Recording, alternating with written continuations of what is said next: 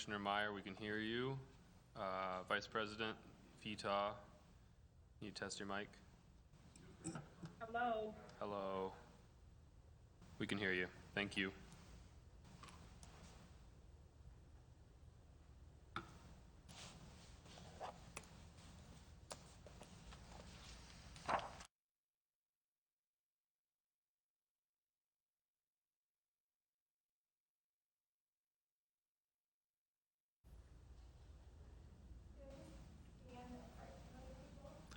Yeah, you can stand up. You can be in the room. Mm-hmm.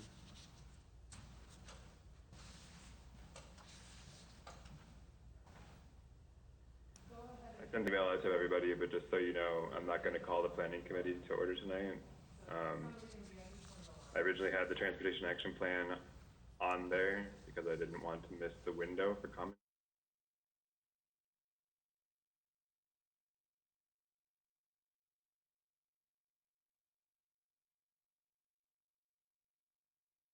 Being 5 p.m., I'd like to call the June 3rd, 2020 regular meeting of the Minneapolis Park and Recreation Board to order.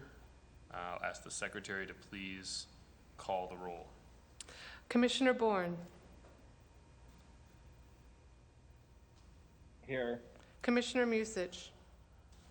Present. Commissioner Hassan. Here.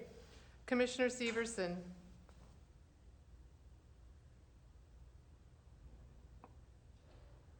Commissioner Severson. Commissioner Meyer. Here. Commissioner French. Commissioner French. Commissioner Forney. Here. Vice President Vita. Present. President Cogill. Here. You have a quorum. Thank you, Secretary Ringgold. Our next item on the agenda, or our next item is to approve the agenda. Do I have a motion to approve the agenda? So moved. Second. The agenda has been moved and seconded. Is there any discussion? Secretary Ringgold. Commissioner Cogill, I have two commissioners, or sorry, President Cogill, two commissioners letting me know they're not able to get on. I just need a minute to resend them the links. Okay. 1 second. Commissioner Severson, it looks like, has been able to get on now. Commissioner, if you could test your mic. Okay, I'm here. Sorry, I was having technical difficulties. I needed to do an update. I apologize to the board. Thank you, Commissioner Severson. We can hear you. Appreciate it.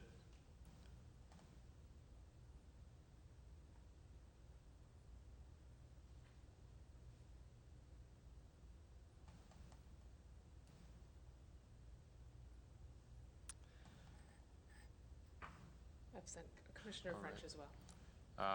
Is there any other discussion on the approval of the agenda? Hearing none, I'll ask the secretary to please call the roll on approving the agenda. Commissioner Bourne. Aye. Commissioner Musich. Aye. Commissioner Hassan.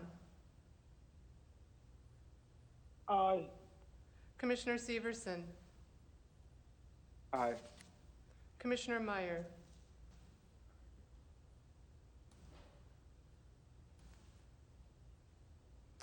Commissioner French. Aye. Commissioner Forney.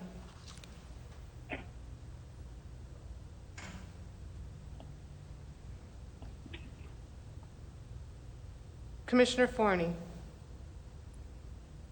Aye, again. Vice President Vita. Aye. President Cogill. Aye. Commissioner Meyer. Aye. You have 9 ayes. The agenda carries. We do not have any minutes to approve, so we'll move on to reports of officers, and I will turn it over to our superintendent, Superintendent Bangora. Thank you, President Cogill and commissioners. So on Monday, May 25th, a Minneapolis police officer kneeled on the neck of George Floyd, killing him. We all watched in shock, yet another senseless and tragic death. I was angered, devastated, and heartbroken. I offer my prayers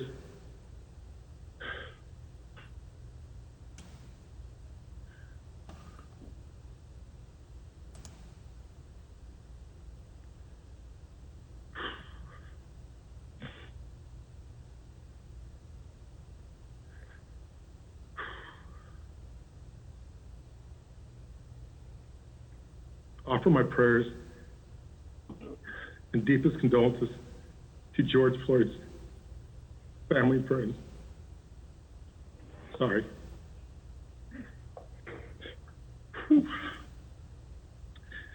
The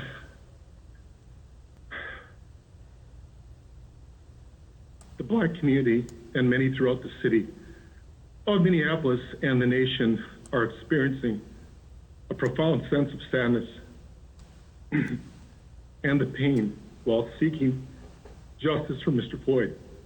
I stand in solidarity with those seeking justice, as does the Minneapolis Park and Recreation Board. I really apologize. Didn't know it was going to be like this. We denounce racism in all forms, and we support and promote justice. I apologize. The days following the death of Mr. Floyd have been filled with pleas and justice and demands for change in a nation where oppression is very real for Black men and for all people of color. We have witnessed beautiful, peaceful protests of thousands of people.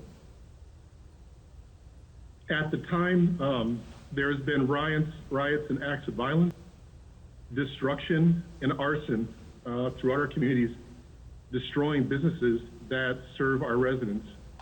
It upsets me that some people were not participating here for George Floyd or for justice, but for their own agenda and destruction of our communities. I would like to acknowledge this painful time. Tonight, I want to share some facts about what transpired around the incident of one of our park police officers and the involvement. I would like to state that this is really an active and ongoing criminal investigation, and I will try to be as candid and as transparent as possible without jeopardizing the investigation. I will give an update on our response to the incident, and then I will turn over to Chief Ohado for an update on the steps that we've taken to be transparent about our officer. There is a public video of our MPD officer, of an MPD officer killing Mr. Floyd, and the video showing that there were 3 other officers from the Minneapolis Police Department at the scene. There is also a video showing a park squad arriving and parking near the MPD squad cars.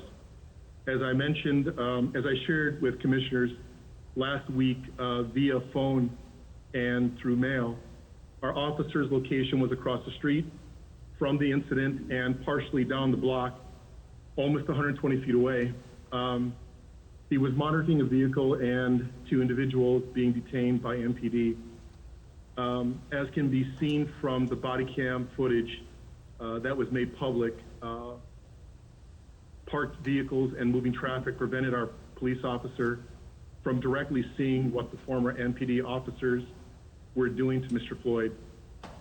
In the days following the killing of Mr. Floyd, there was civil unrest throughout the city. Because of the unpredictability of where the riots and the destruction would occur, we took several actions for the safety and well-being of our employees and community. And we'll walk through a few of those. We modified the hours of our frontline recreation and maintenance employees so they could finish their workday by early afternoon. We turned our athletic field lights on for almost 40 neighborhood parks to light up the night and light up the parks and the neighborhoods to prevent these sites from being used as staging areas for groups rioting or planning destruction in our communities. Our maintenance crews worked hard to remove and cover up graffiti, particularly offensive graffiti aimed at our own communities of color. And we've been working diligently every day to clean up litter and debris at our parks and around our community. Throughout the coming days, staff will be identifying ways that MPRB can contribute to the needs of the community. So far, we are volunteering at food distribution sites, and we've been supporting nonprofit organizations by providing safe storage spaces for a range of donated foods, essentials, and household supplies. Tonight, before you, there's a resolution before the board that authorizes me to take steps for redesigning the Park Police uniforms in a way that distinguishes it from the City of Minneapolis Police Department uniform. Our officers are unique in their roles of supporting our mission to provide safe parks for recreation for all. We are long overdue in better distinguishing our park police officers from the City of Minneapolis Police Department, and I hope you will support that resolution today. So moving forward, the Minneapolis Park and Recreation Board needs to continue the important work that we've done in advancing racial equity. There is much more work that is needed locally and across the nation to confront racism and human oppression. I will continue to work with staff, with you, our commissioners, and community and partners to advance our mission. My apology for the struggle at the beginning. I'm going to,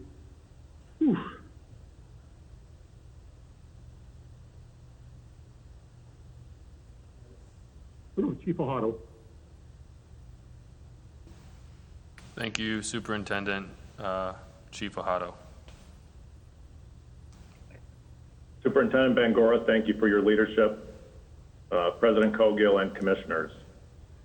The killing of George Floyd has been devastating for his family and friends, our community and cities across the country, and for my profession. A profession to which I have dedicated my entire adult life. I am deeply sorry for this senseless loss of life.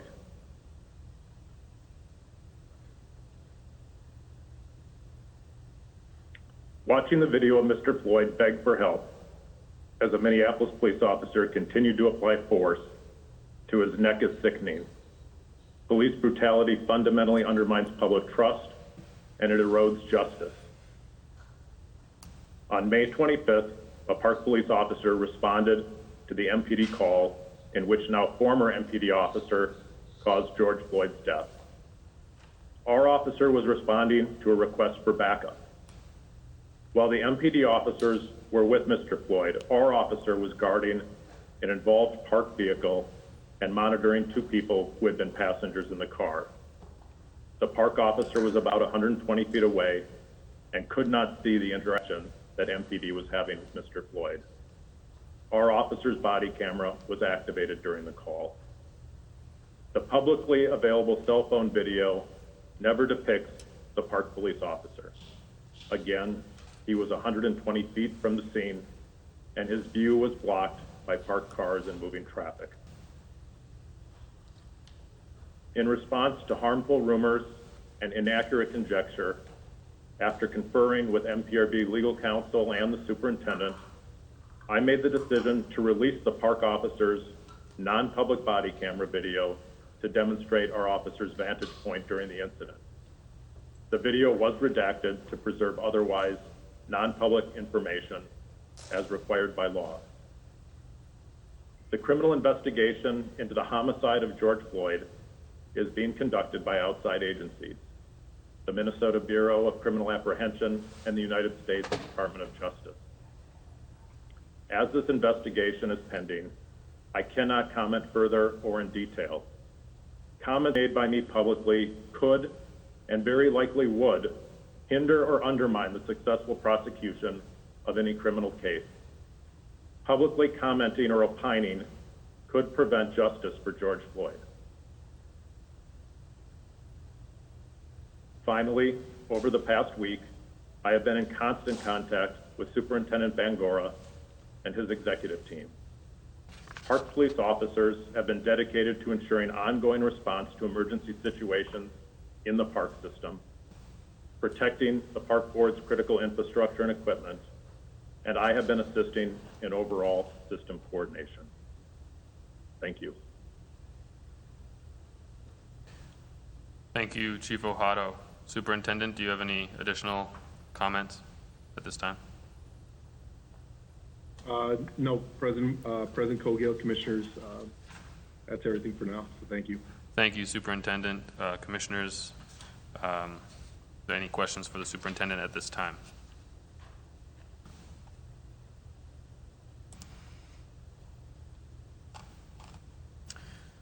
Right. Thank you, Superintendent, for your words. Moving on with our agenda, we'll move into consent. We have 4 items on consent. It was recommended that we pull 3 of them because they are not time sensitive. So I would ask for a motion to move the one consent item that is time sensitive, Resolution 2020-231. Do I have a motion? So moved. Resolution has been moved. Is there a second? Second. Resolution has been moved and seconded. Is there any discussion?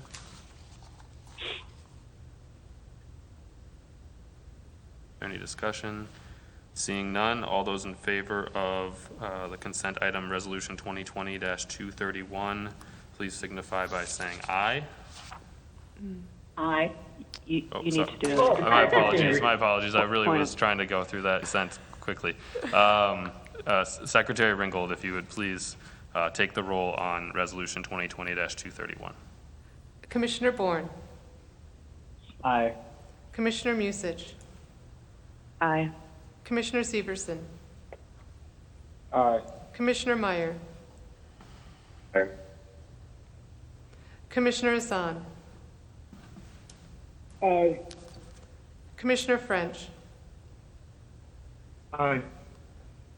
Commissioner Forney, Aye. Vice President Vitoff,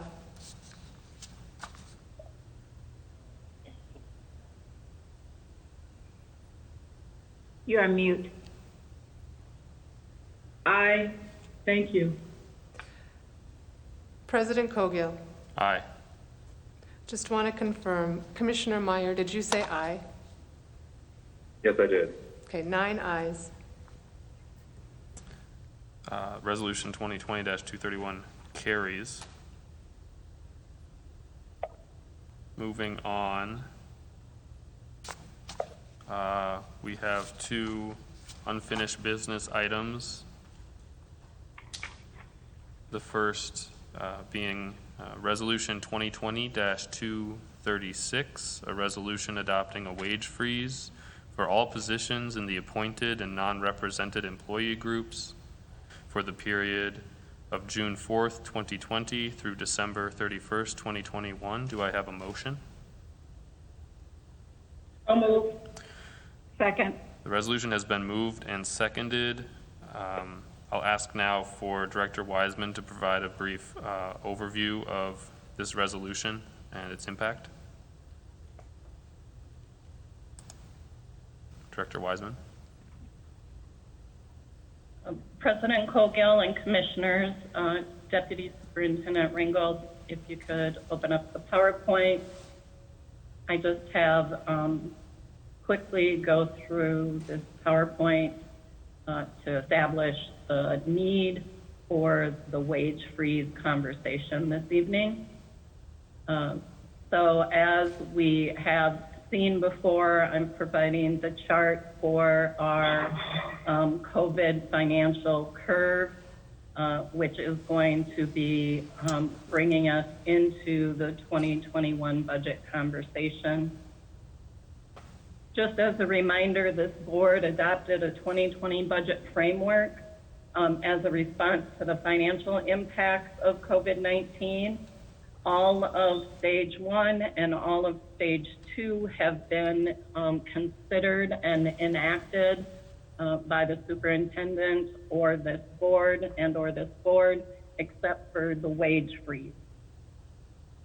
As a reminder, our financial presentation at the last board meeting outlined our projected year-end balance due to the impacts of COVID-19 is still estimating that we will be losing approximately $3.3 million.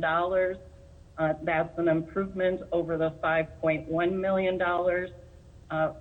with all of the items that we have been able to put in place to reduce expenses or start to reflect additional revenue.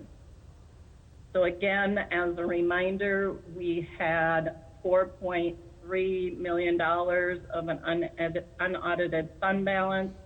This board chose to return an additional $392,000 to that fund balance, which means that our current estimate is reflecting that we will end the year with using a good portion of our fund balance, but having approximately $1.3 million remaining.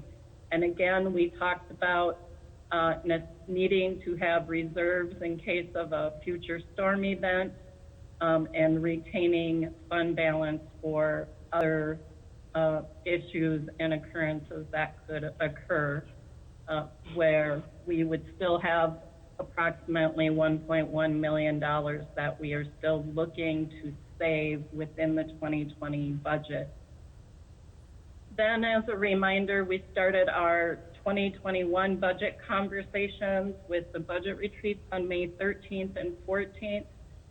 Before you, you have a resolution to adopt the budget framework for 2021, and these first 5 bullets really set forth the board's value statements of committing to the strategic directions, committing to racial equity, considering economic equity, utilizing employee engagement in the process, and remaining committed to our 20-year neighborhood park plan.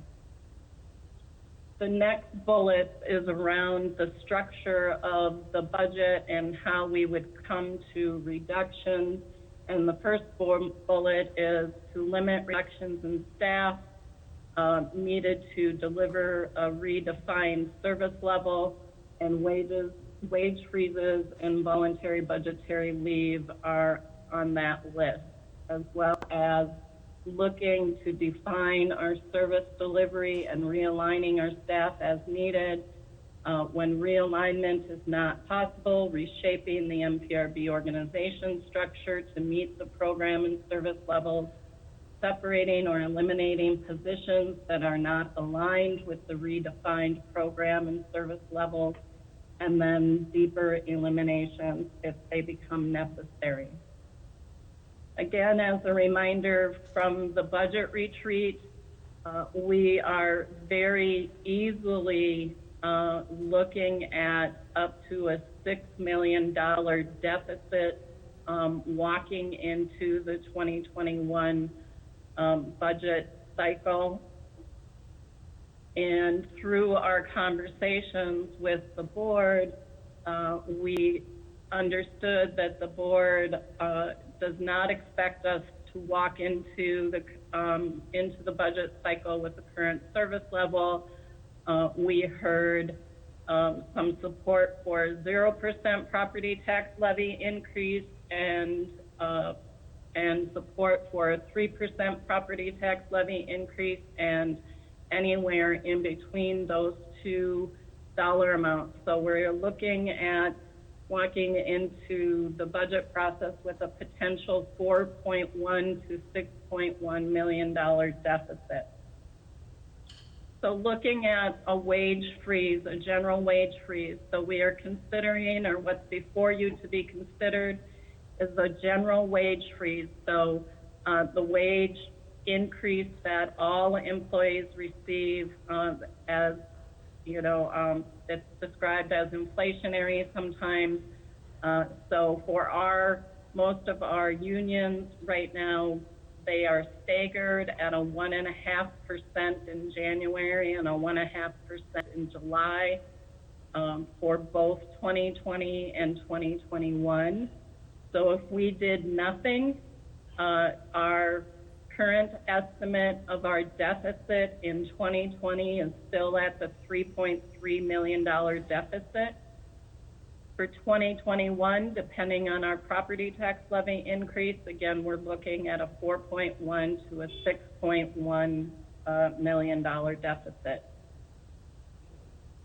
If we get approval from this board and we are successful in negotiating with our unions to obtain a wage freeze that would be put in effect in 2020, thereby not providing the wage increase that is due to employees on July 1st and extending that through the end of December 2021.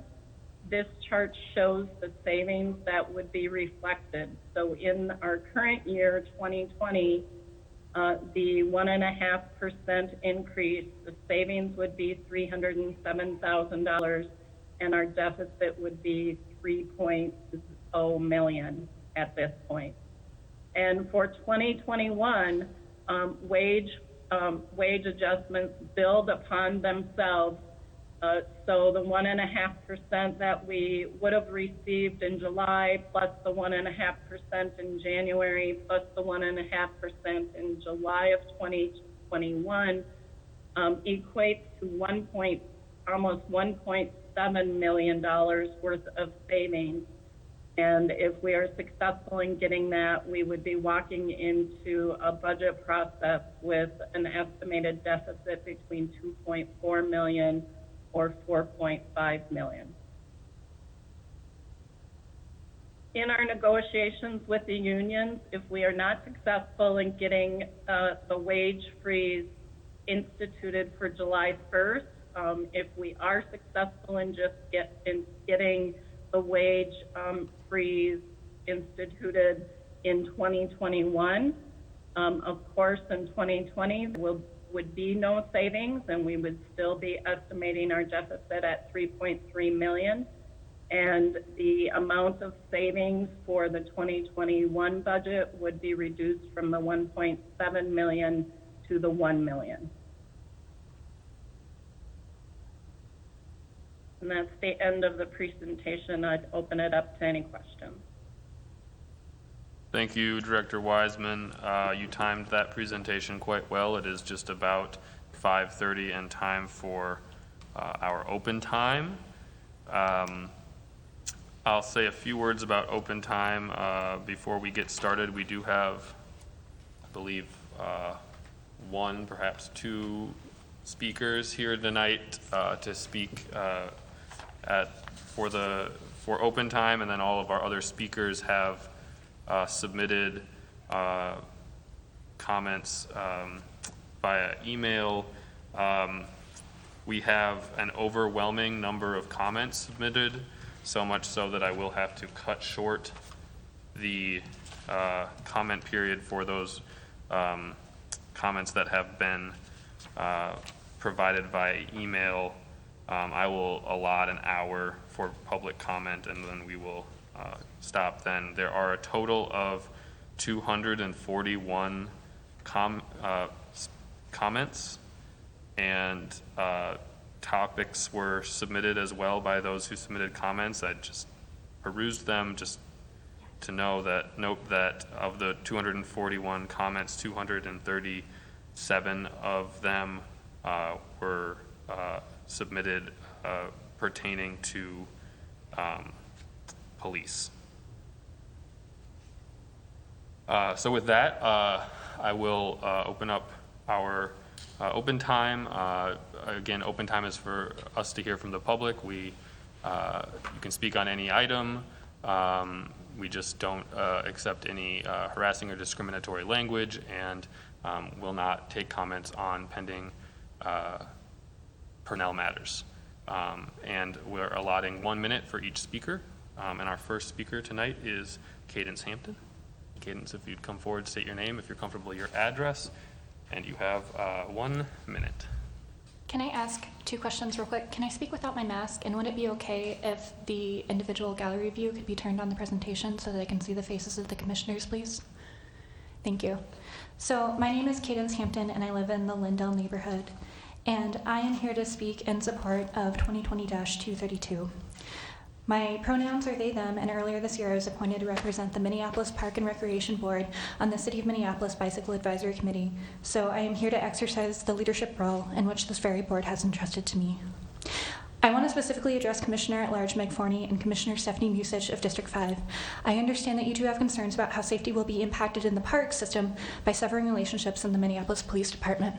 I want to tell you about the experience that I recently had that made me feel the most unsafe, which occurred when 7 heavily armed white men exited a vehicle parked outside my house and directly walked in the direction of the neighbors on my block that don't look like me. That is the most terrified I have ever felt, and I have recounted this story several times since it occurred 4 days, 15 hours, and approximately 10 minutes ago. People have asked me, do you think that they were white supremacists or simply undercover police agents? And when I don't know the difference, I want that to sink in. If I can't tell the difference, that should signal something to you.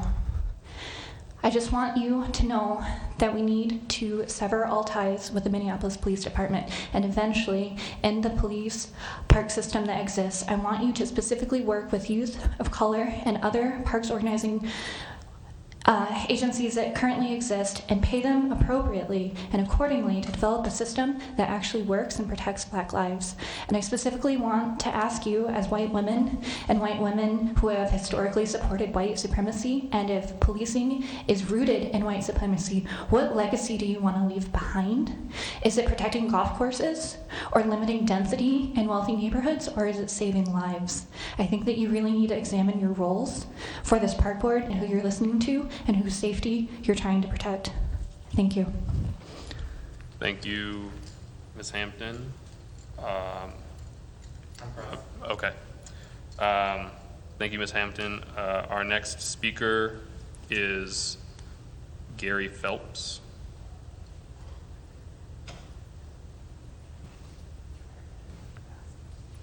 Dear Commissioner, a friend wrote me recently about an advocacy opportunity for the Lindell Park Rose Garden at Lake Harriet. This opportunity regards potentially acquiring funds from the state's Parks and Trails Legacy Fund. I write to encourage you to approach the fund of the Rose Garden's needs. I grew up in St. Paul and lived there most of my adult life. I learned of the Rose Garden in high school. Ever since, I've ridden my bike there at least twice a month to walk its grounds. I moved to St. Louis Park in 2007, and now the ride is much shorter, probably for the best since I'm in my late 60s. I was at the Rose Garden last week, and I extend my compliments to you and others for its vibrant start in 2020. A lot of work and thought are evident there. Thanks for your consideration and your commitment to the Rose Garden. Thank you. Our next speaker is Sally Guillet. I request that the Minneapolis Park and Recreation Board include in the project list for Parks and Trails Legacy funding the Lindale Park Rose Garden Restoration and Beautification Project. as proposed by Voices of the Roses. I would like this project to be considered by the legislation in the upcoming 2021 legislative session. This Rose Garden project is timely as a means to provide people with high quality and safe opportunities during our current health crisis. In addition, the Rose Garden meets the requirements of the 2008 Legacy Amendment, spending to take care of what we have. We have a gem in the Rose Garden that deserves support and preservation. Thank you. Our next speaker is Linda J. Johnson. Imagine a garden full of roses, perfumed like fragrances that attract people into the garden. Red roses, yellow roses, pink roses, violet roses, white and red roses, along with a variety of other colorful roses that combine to cover our 2,500 rose bushes. I request that the Park and Recreation Board include in the project list for Parks and Trails Legacy funding the Lindale Park Rose Garden Restoration and Beautification Project as proposed by Voices of the Roses. I would like this project to be considered by the legislation in the upcoming 2021 legislative session. This Rose Garden project is timely and and as a means to providing people with high quality and safe opportunities during our current health crisis. In addition, the Rose Garden meets the requirements of the 2008 Legacy Amendment spending to take care of what we have. Thank you. Our next speaker is Judith Norman. My name is Judith Norman. The ongoing preservation of the Lindale Park Rose Garden is very important to me and the community. The Rose Garden is a pivotal gathering place where people of all ages and ethnicities can come together to enjoy the beautiful roses and connect with each other in humanity. Maintaining the Rose Garden's upkeep is vital for a healthy community. Please include the Lindale Park Rose Garden Restoration and Beautification Project proposed by Voices of the Roses in the upcoming 2021 Parks and Trails Legacy Funding legislative session agenda. This Rose Garden project is timely as a means of providing people with high quality and safe opportunities during our health crisis. In addition, the Rose Garden meets the requirements of the 2008 Legacy Amendment spending. Take care of what we have. Thank you. Our next speaker is Jamie Schumacher.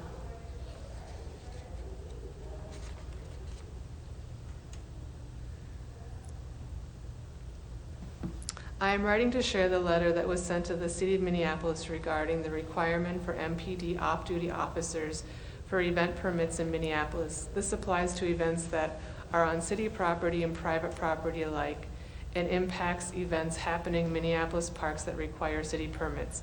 As you review your own requirements for park board events, we hope that you will join us in support of moving this requirement from Minneapolis permitting. Mayor Jacob Fry. As event planners, community organizers, and artists, we serve the best interest of our neighborhoods and commercial districts. It is our job to ensure the safety of not only the residents of the neighborhoods where we operate, but also the business owners of our neighborhoods and the musicians, artists, and guests of our events. It is a city requirement for event planners and organizers to contract with off-duty officers for security at our events. While we agree wholeheartedly that safety is a priority, we strongly... Thank you. Our next speaker is Jay Salinger. Thank you for this opportunity to attempt to contact the commissioners of the Minneapolis parks. I would like to express my thanks for the continuation of the closure of motor vehicles around Lake Harriet Parkway.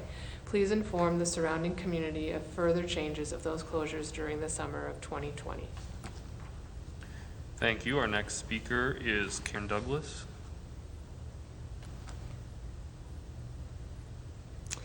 I request that the Minneapolis Park and Recreation Board include the project list of Parks and Trails Legacy funding, the Lindale Park Rose Garden Restoration and Beautification Project as proposed by Voices of the Roses. I would like this project to be considered by the legislation in the upcoming 2021 legislative session. Imagine a garden full of roses where every color in the spectrum blooming, red roses, yellow roses, pink roses, violet roses, white and red roses, along with a variety of other colorful roses that combine to cover 2,000 rose bushes, gentle winds capturing the essence of the fragrant bouquets that will draw you and exotic birds and the bees to the blissful habitat in the middle of the city. The Lindale Park Rose Garden project ensures that our citizens experience nature in a safe and mentally stimulating during our current health crisis and beyond. In addition, the Rose Garden meets the requirements for the 2008 Legacy Amendment. Thank you. Our next speaker is James Glockner. My name is James Glockner, and I'm a resident of the Cooper neighborhood in Minneapolis. I'm writing today to urge the Park Board to pass Resolutions 2020-232 and 2020-233.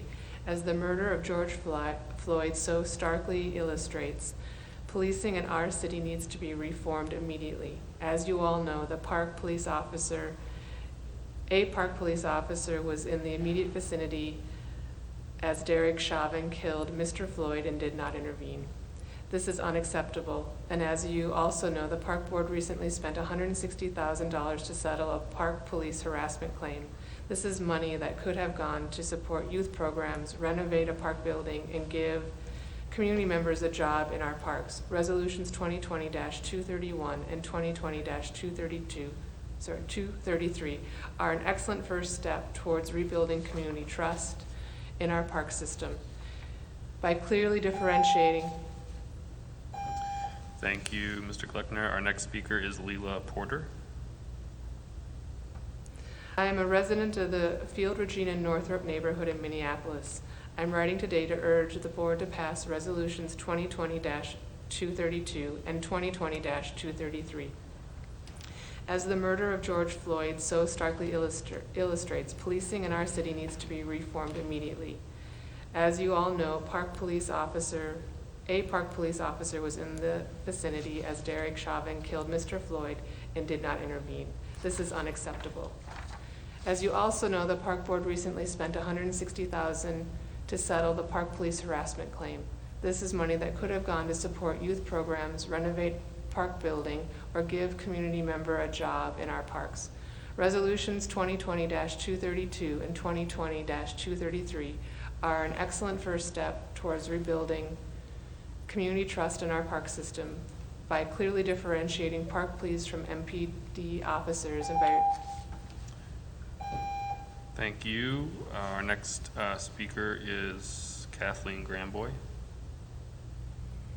I live in St. Paul at 1123 Fifth Field Street. While a resident of the city across the river, I am a former Minneapolis resident and an avid user of the city's park system.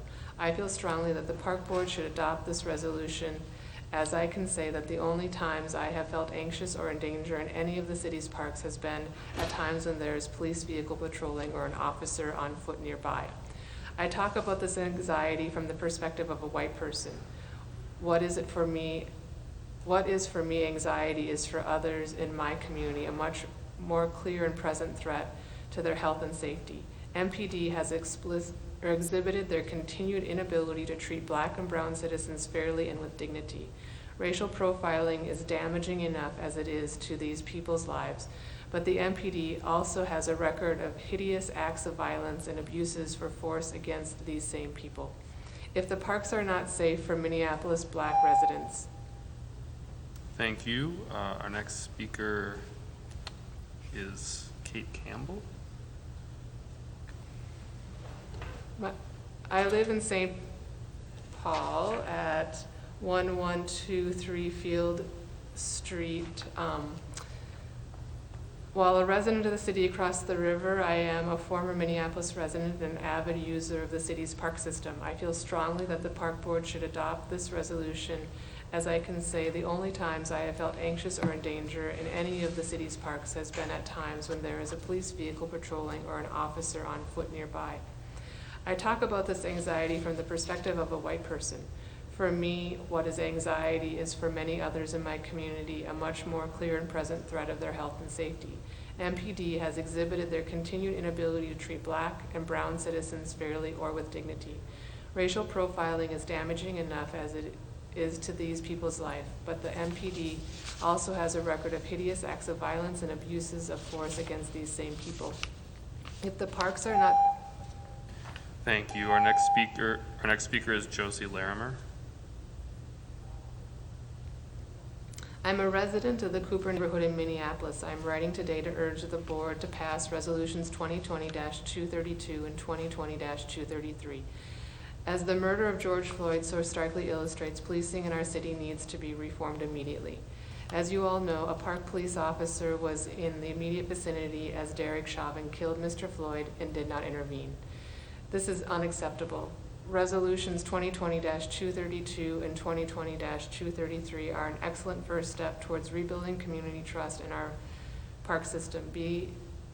By clearly differentiating park police from MPD officers and by reducing the use of MPD in our parks, these resolutions will show the community that the park board cares about the trauma that MPD and the park police have inflicted upon our community for decades, and that the board is serious about uprooting racist systems.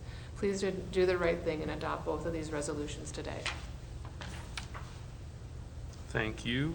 Our next speaker is Marion Santucci.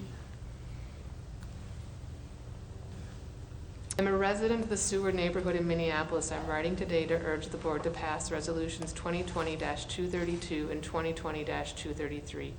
As the murder of George Floyd so starkly illustrates, policing in our city needs to be reformed immediately. As you all know, a park police officer was in the immediate vicinity as Derek Chauvin killed Mr. Floyd and did not intervene. This is unacceptable.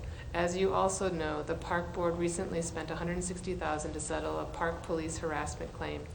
This is money that could have gone to support youth programs, renovate a park building, or give a community member a job in our parks.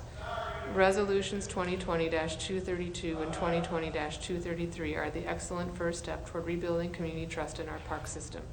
By clearly differentiating park police from MPD officers and by reducing the use of MPD in our parks, these resolutions will show the community that the park board cares about the trauma that MPD and the park police have inflicted upon. Thank you. Our next speaker is Margot Fritz.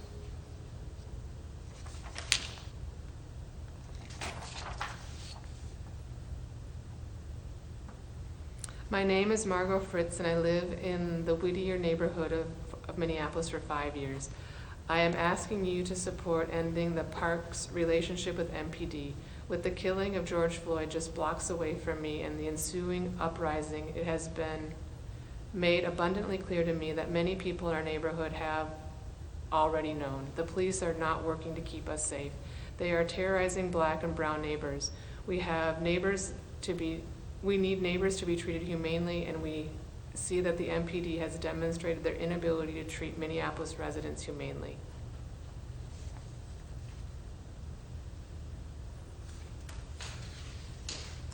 Thank you. Our next speaker is Sarah K. Norris.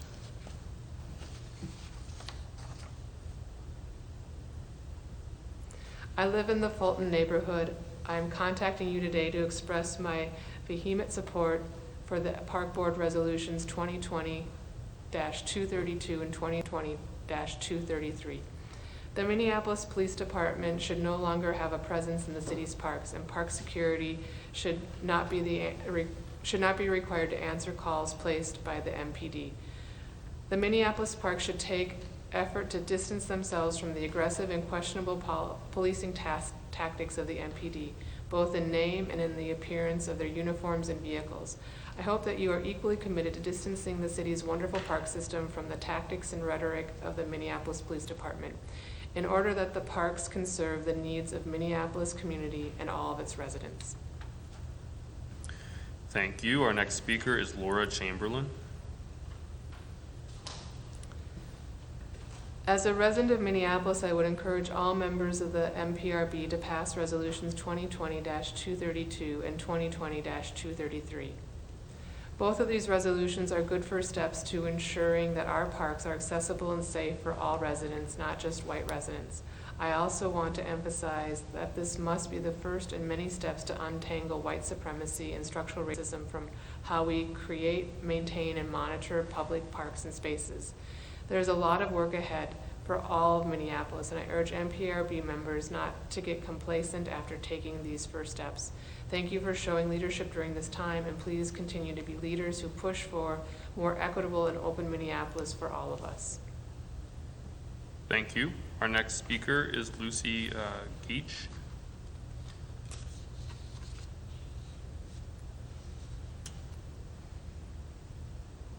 I'm a Minneapolis resident living in Ward 9. I hope this email finds you well and that you're keeping safe. Safety, in fact, is the reason I'm writing you. Over the past week, the Minneapolis Police Department's long history of systemic violence has been laid bare on the world stage amidst the widespread upheaval in response to the murder of George Floyd. Your organization states that it exists to provide opportunities for all people to gather, celebrate, contemplate, and engage in activities that promote health, well-being, community, and the environment. The presence of the Minneapolis Police in our beloved outdoor spaces not only is ineffective in ensuring safety, but it makes our parks actively unsafe for many residents and visitors. As a concerned citizen, I urge you to cut ties with the MPD in favor of a future that enables all people to enjoy our incredible park system. Thank you. Our next speaker is Kathleen Kearns. I live in District 6. If possible, I'd like the below comments to be read. Please vote today to cut ties with the Minneapolis Police Department. As a system, the MPD has failed our community time and time again, terrorizing rather than protecting and oppressing rather than supporting. They work directly against your vision, your organization's stand for providing opportunities for all people to gather, celebrate, contemplate, and engage in activities that promote health, well-being, community, and the environment. Please help us heal and grow as a community by divesting yourself of the relationship with the Minneapolis Police. Thank you. Our next speaker is William Theriak. I write to express support for severing any and all ties between Minneapolis Parks and Park Police with the Minneapolis Police Department, and for taking the time and effort to redesign uniforms for Park Police to distinguish them from MPD. I feel this is necessary to keep our parks welcoming, accessible, and safe for all members of our community. Thank you. Our next speaker is Ellis Johnson.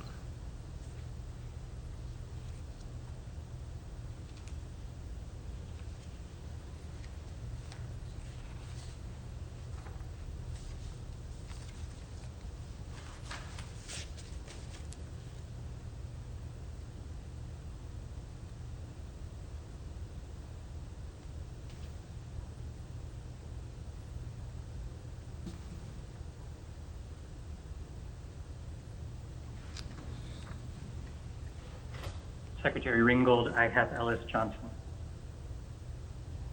Thank Fantastic. you. Director Arvinson, you can continue with reading. Appreciate it. Hello, my name is Ellis Johnston, and I now live in St. Paul. But when I first moved to the Twin Cities, I lived in the Ventura Village, Phillips neighborhood of Minneapolis. I love these neighborhoods. I am asking you to support ending the park's relationship with the MPD. With the killing of George Floyd, along with so many others, and the ensuing uprising, it has been made abundantly clear to me what many people in our neighborhood have already known. The police are not working to keep us safe. They are terrorizing Black and brown neighbors. I, a white woman, am afraid of law enforcement not because of what I fear they might do to me, but because of what I know they do to Black and brown humans. We need neighbors to be treated humanely, and we see that the MPD has demonstrated their inability to treat Minneapolis residents humanely. Thank you for listening.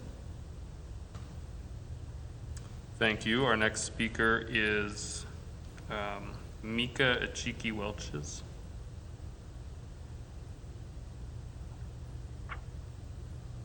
Hello, my name is Mika Welches. I live in Somerville, Massachusetts, but I am born and raised Midwesterner.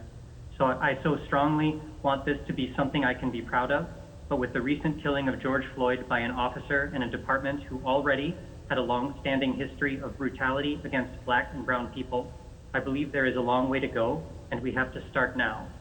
I am emailing to beg you to support ending the park's relationship with the MPD. It is abundantly clear today, more than ever, that the police are not working to keep your community safe. I am one person out of many across the country who are watching for your action tonight. Minneapolis can be the first example, for how a city will take a stand with its people. We will never stop fighting for the safety of Black and brown people in America. Please start your fight today.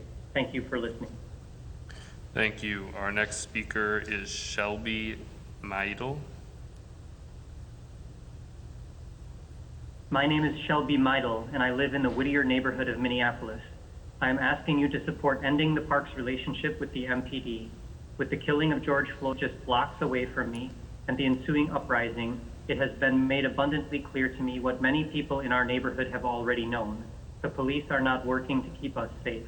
They are terrorizing Black and brown neighbors. We need neighbors to be treated humanely, and we see that the MPD has demonstrated their inability to treat Minneapolis residents humanely. Thank you for listening. Thank you.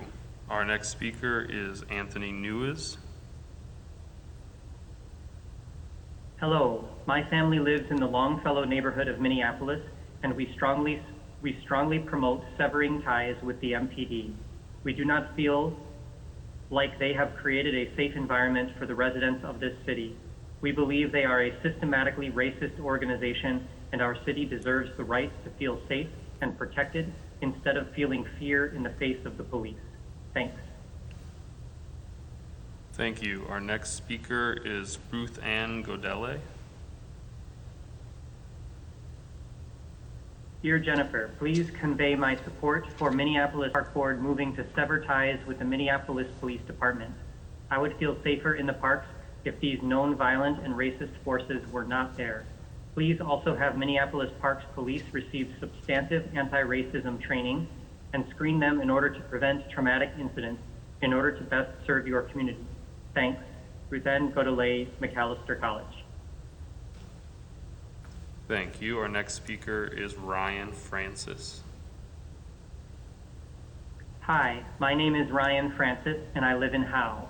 I'm calling to urge the Minneapolis Parks and Rec Board to adopt Resolution 2020-232, which calls for changes we desperately need with regard to policing our parks and communities. My heart is broken after watching the Minneapolis Police Department kill George Floyd. And we know that Mr. Floyd was not the first, but we should do everything we can to make him the last. Police reform has not worked. We need to reduce the police presence in our communities. I urge the Minneapolis Parks and Rec Board to stand with other community leaders on this issue. Both the Minneapolis Board of Education and the University of Minnesota have cut ties with the Minneapolis Police Department. The Minneapolis Parks and Rec Board should do the same. Please adopt Resolution 2020-232 tonight. Thank you. Our next speaker is Ryan Arland.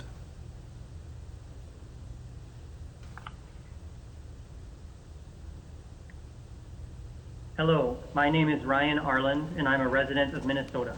I hope this message finds you well and that you're keeping safe. For years now, our communities across the Twin Cities have been my home. In the last week, I've seen the cities I love affected by the Minneapolis Police Department's long history of systemic violence. We are taking a stand together against that violence, and supporters from around the world are coming forward with their support too.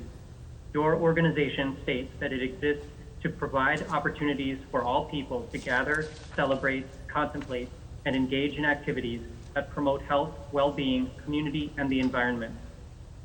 I think I can say safely that this is a cause we all stand for and a right we want to protect.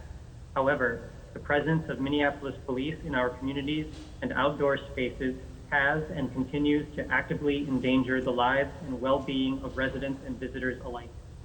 As a concerned citizen, I am urging you to help us enjoy our incredible park system and communities. Our next speaker is Ted Retzloff. Hello, Park Board Commissioners. My name is Ted Retzloff, and I live in the Powderhorn neighborhood of Minneapolis. I am asking you to support ending the park system's relationship with the MPD by completely cutting ties with MPD and ratifying the resolution to repeal the Stanek Law. I am asking you also disclose to the public what % of park police live in our community.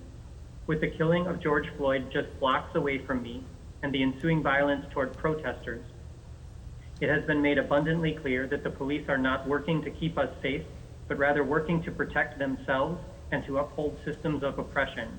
How many more of our community members will be brutalized or killed by the violence of MPD? Now is the time for action and for us to build a better community together. Please use your power to help the Minneapolis community achieve a better world together. It is not only possible, it is necessary. Your constituent, Ted Res WAP. Our next speaker is Peter Harris. It is my understanding that tomorrow the MPRB will be meeting to discuss and vote on a proposal to end much of the relationship between the MPD and Parks Department. I am writing to offer my strong support for cutting as many ties as possible with the MPD, including implementing uniform and vehicle marking changes to underscore the difference between park police and the MPD. Parks in America are an expression of our highest goals as a nation. They act as spaces to gather with family, express free speech. They are places of equality. However, inequitable and racist police practices can quickly undermine these lofty ideals. Parks can quickly echo the divide experienced by people of color in other places. In order to create a more welcoming park environment for all Minnesotans, it would be necessary to separate from all the mechanisms that perpetuate suffering, most obviously the Minneapolis Police Department. Throughout this crisis, they have demonstrated that their allegiances. Our next speaker is Timo Wagner. Hello. I was glad to see Resolution 2020-232 on the agenda for the meeting today, June 3rd. As a citizen of the Whittier neighborhood, I would like to see you break ties with the MPD. The overwhelming historical evidence of the MPD's failure to protect and serve, along with its inability to correct itself when it isn't achieving either of those goals, is a disgrace to our city and its citizens, in particular the Black folks here. The murder of George Floyd is a result of that internal dysfunction of the MPD, and it's absolutely unconscionable to continue placing our trust in police to do the right thing in our streets, in our parks, and in our schools. Follow the Minneapolis School Board's lead and cut ties with the MPD. There's got to be a better way. Please help us vision what that is. I also want to encourage you to correct the misnamed Lake Videy-Mataska on the Find Your District map and on any and all other maps or publications from the Parks Board that still may carry the disgraceful name of a racist. Our next speaker is Emily Muehlner. As an avid user of the Minneapolis park system and advocate against police brutality, I am asking you to vote to kick the MPD out of events in the park system. We cannot have POC fear while participating in events in the parks because of a police presence. Parks should be open to all people, and all people have the right to feel safe in our parks. Thank you. Our next speaker is Benjamin Ruda.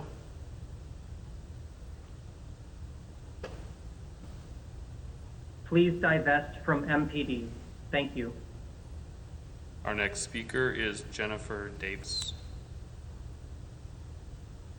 Hello, Minneapolis Park and Rec Board. I am writing to add my name to the chorus of voices demanding that the MPRB cut ties with the MPD. Those funds can be better spent to produce positive change in our community. Be brave. There is a better way forward. Thank you. Our next speaker is Sarah Cox. Dear members of the board, I am a concerned resident of Hennepin County, and I am emailing to urge you to adopt Resolutions 232 and 233. The Minneapolis Police Department has demonstrated in an appalling way that they cannot be trusted to keep our community safe. Thanks.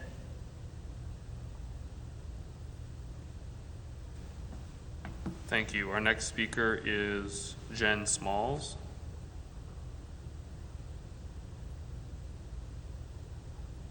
Resident of Cedar Riverside neighborhood. I just bought my home. I deeply, deeply love my neighborhood. The park is a huge piece of that, and Cedar Riverside is just one of the gems in the city. I would like to voice my support in divesting from the Minneapolis Police Department. I think that their record of showing harm to members of our community, specifically people of color and Black people in our community, I'm deeply uncomfortable of our spending of money and supporting the institution that at a bare minimum questions how they serve our community. For your work, I'm hoping that voices like mine in the community that are so close to the park are heard. Thank you. Our next speaker is Katrina Haugen. Hello, my name is Katrina Haugen, and I'm a Minneapolis resident and am living in Ward 5. I hope this email finds you well and that you're keeping safe. I would like this letter to be read at today's meeting. Safety is the reason I'm writing to you. Over the past week, the MPD's long history of systemic violence has been laid bare amidst the response to the murder of George Floyd. Your organization states that it exists to provide opportunities for all people to gather, celebrate, contemplate, and engage in activities that promote health, well-being, community, and the environment. The presence of the Minneapolis police in our beloved outdoor spaces is ineffective in ensuring safety and makes our parks actively unsafe for many residents. As a concerned citizen, I am urging you to pass resolutions 2020-232 and 2020-234 in favor of a future that enables all people to enjoy our incredible park system. And I would also urge you to add amendments and/or new resolutions in the future. Thank you. Our next speaker is Ellie Colbert.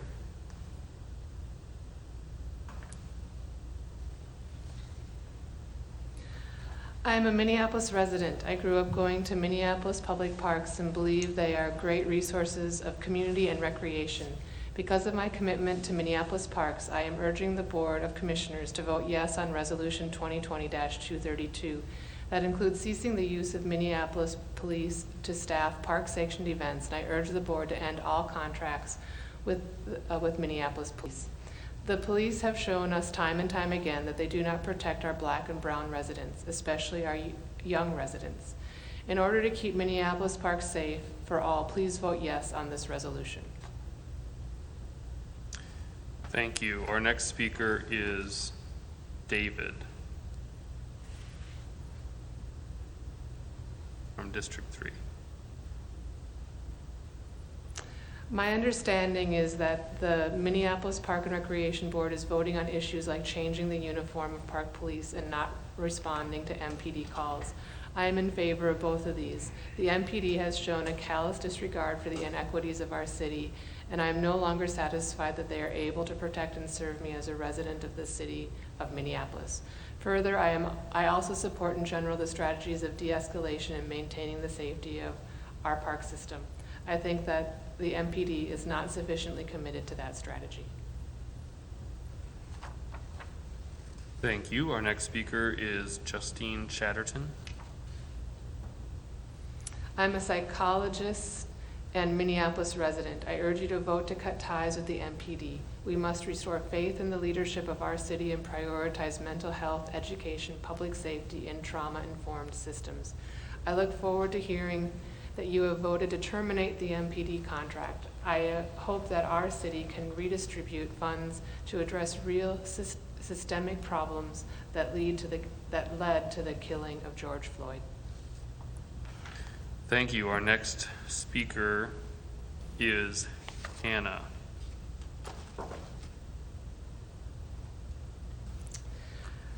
I am a Minneapolis resident. I grew up going to Minneapolis public parks and believe they are great resources of community and recreation. Because of my commitment to Minneapolis parks, I am urging the Board of Commissioners to vote yes on Resolution 2020-232. That includes ceasing the use of Minneapolis police to staff park-sanctioned events and to urge the board to end all contracts with the Minneapolis police. The police have shown us time and time again that they do not protect our Black and brown residents, especially our young residents. In order to keep Minneapolis parks safe for all, please vote yes on this resolution. Thank you. Our next speaker is Nadia Goldman. To whom it may concern, please vote to end all ties with the Minneapolis Police Department. Our next speaker is Morgan Coteau.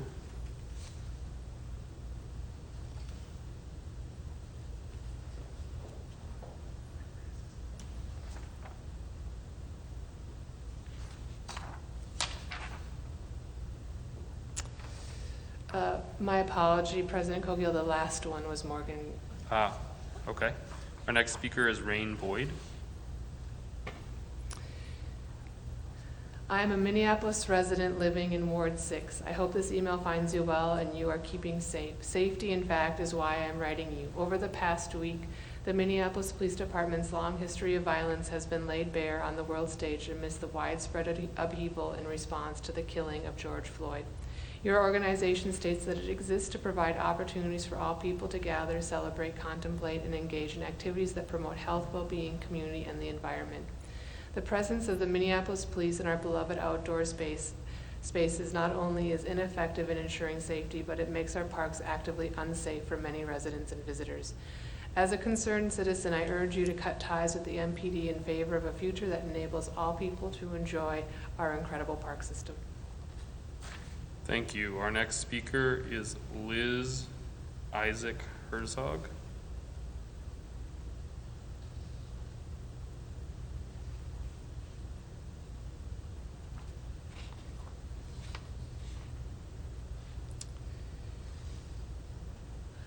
I write to express support for severing any and all ties between Minneapolis Parks and Park Police and the Minneapolis Police Department, and for taking the time and effort to redesign uniforms for Park Police to distinguish them from MPD.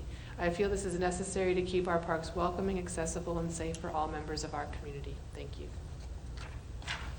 Great. Our next speaker is Alex Hagan.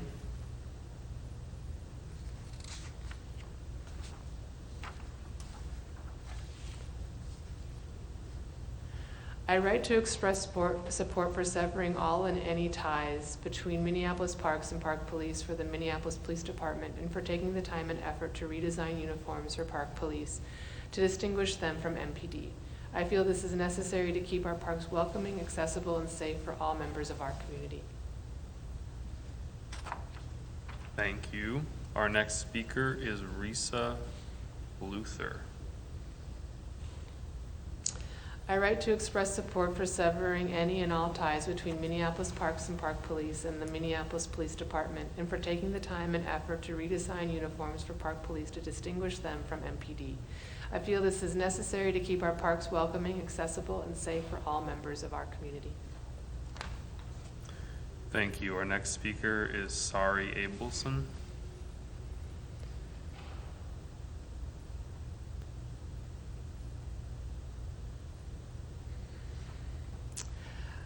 I wanted to make a correction, as I am a St. Louis Park resident. However, I grew up right on the border of Minneapolis and St. Louis Park, and I am not far from the city. I spend a lot of time in the parks, and safety for all to gather and enjoy the outdoor spaces is of critical concern. I am writing to you to support passing resolutions 2020-232 and 2020-234.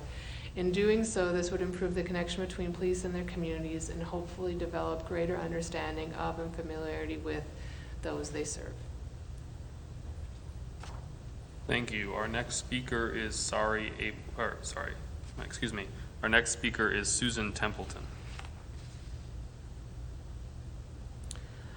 I write to express support for severing any and all ties between Minneapolis Parks and Park Police with the Minneapolis Police Department, and for taking the time and effort to redesign uniforms for Park Police to distinguish them from MPD. I feel this is necessary to keep our parks welcoming, accessible, and safe for all members of our community. Thank you. Our next speaker is Megan Keller.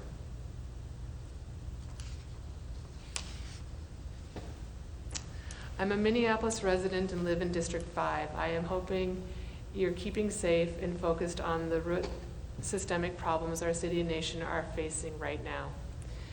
Over the past week, the entire world has witnessed the lethal reality of the Minneapolis Police Department. It has seen how this is not a one-off incident, but rather the latest of a long history of system racial violence that has been allowed to operate unchecked. Our parks exist to bring people together to celebrate and engage in the outdoors in ways that promote well-being. The presence of MPD in our outdoor spaces directly threatens that of BIPOC residents. As a concerned citizen, I'm urging you to cut ties with the MPD in favor of a future that enables all people to enjoy our incredible park system, and the more holistic sense of what safety can and should look like. Thank you for your time. Thank you. Our next speaker is Lisa Erickson. I am asking that funding is respected from the Park Police Department into education. Thank you for supporting our city's positively. Our next speaker is Katie Sharp.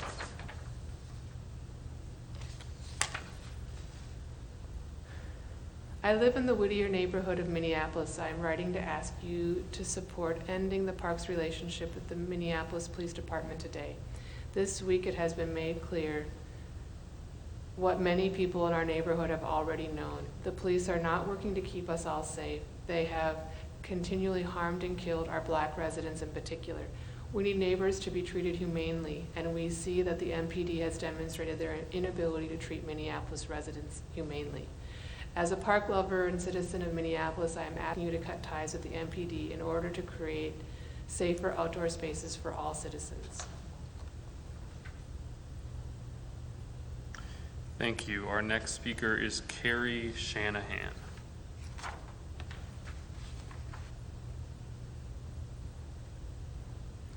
Hello, I'm writing to let you know I'm sickened by the relentless, lawless murder of Black people by the MPD. We've known how bad it has been for a long time, and nothing seems to get the message across to them that they must change their union leadership and create a department that is comprised of more officers who are residents and are invested in their city, who are diverse and who are actually serving our people. The department as it stands is not living up to that promise. There must be consequences. We must show that people of our community that we are here for them, all of them. I believe defunding them is necessary. Nothing else has worked. The last week has proven that our community is strong and our police force is weak and sick. My friends have stayed up all night, all across the Twin Cities, defending their family, businesses, properties, and neighbors. They shouldn't have to. That's what we pay police for. Before these incidents, I was not someone who thought it was possible. Thank you. Our next speaker is Signa.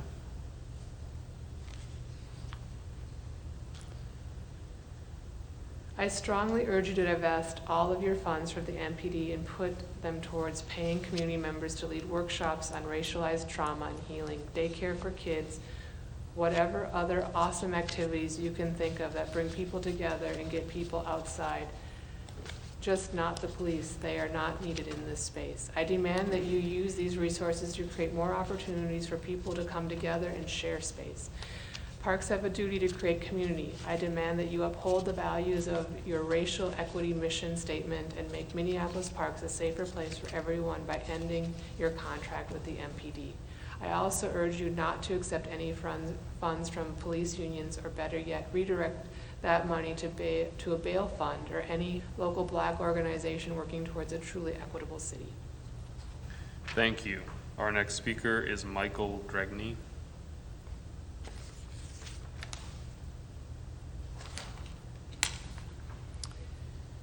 Do the right thing, the smart thing, terminate the park board contract with the MPD. Can you imagine the outcry if you don't vote with history? Work with the U of M, schools, and others for a new reform of safe, friendly, community-based security. Thank you. Our next speaker is Carter D'Angelo. I write to express support for severing any and all ties between Minneapolis Parks and Park Police with the Minneapolis Police Department, and for taking the time and effort to redesign uniforms for Park Police to distinguish them from MPD. I feel this is necessary to keep our parks welcoming, accessible, and safe for all members of our community. Thank you. Our next speaker is Reese Williams.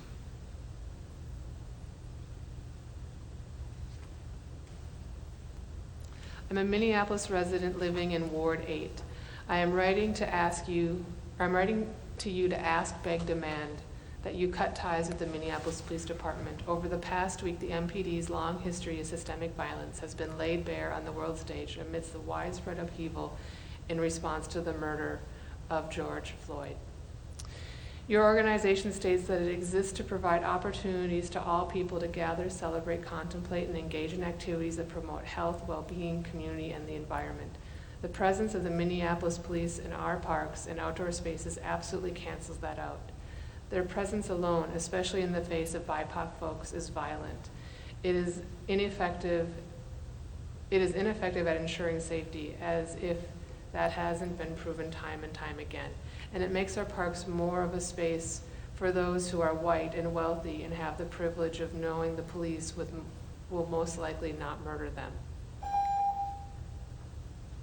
Thank you. Our next speaker is Colleen. I'm a citizen of Minnesota, and I'm urging you to cut ties with MPD in the wake of systematic and systemic racial violence perpetrated by MPD. Protect our communities of color. Black Lives Matter. Our next speaker is Sam Horsch. Writing as a concerned citizen who has seen the devastation leveled on the community by the Minneapolis Police Department, nothing will change if other bodies with power continue to support them on a regular course of business. Please terminate the contract with the MPD. Thank you. Our next speaker is Jonathan Dragney.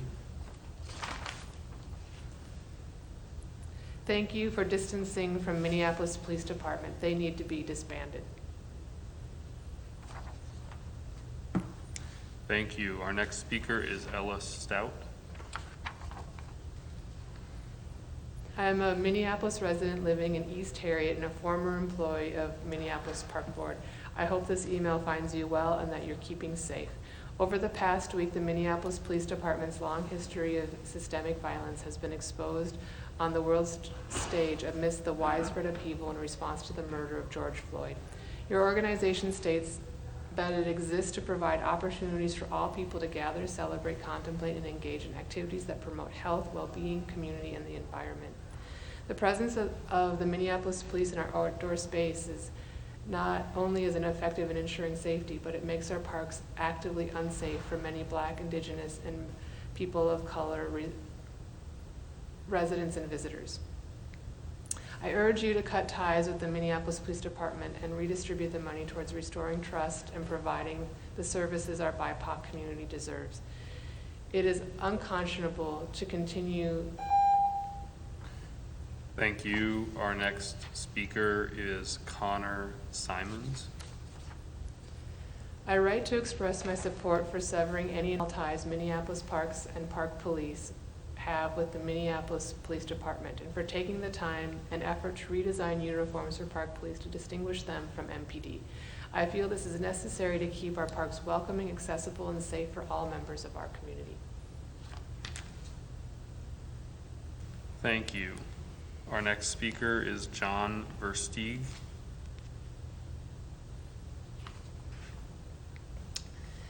I live in the Powderhorn neighborhood of Minneapolis. I am asking you to support ending the park system's relationship with the MPD by completely cutting ties with the MPD and ratifying the resolution to repeal the Stanek Law. I am asking you also disclose to the public what % of park police live in our community. With the killing of George Floyd just blocks away from me and the ensuing violence towards protesters, it has been made abundantly clear that the police are not working to keep us safe, but rather working to protect themselves and to uphold systems of oppression.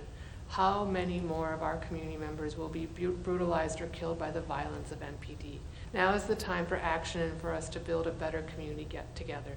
Please use your power to help the Minneapolis community achieve a better world together. It is not only possible, it is necessary. Thank you. Our next speaker is Jasper Hardin.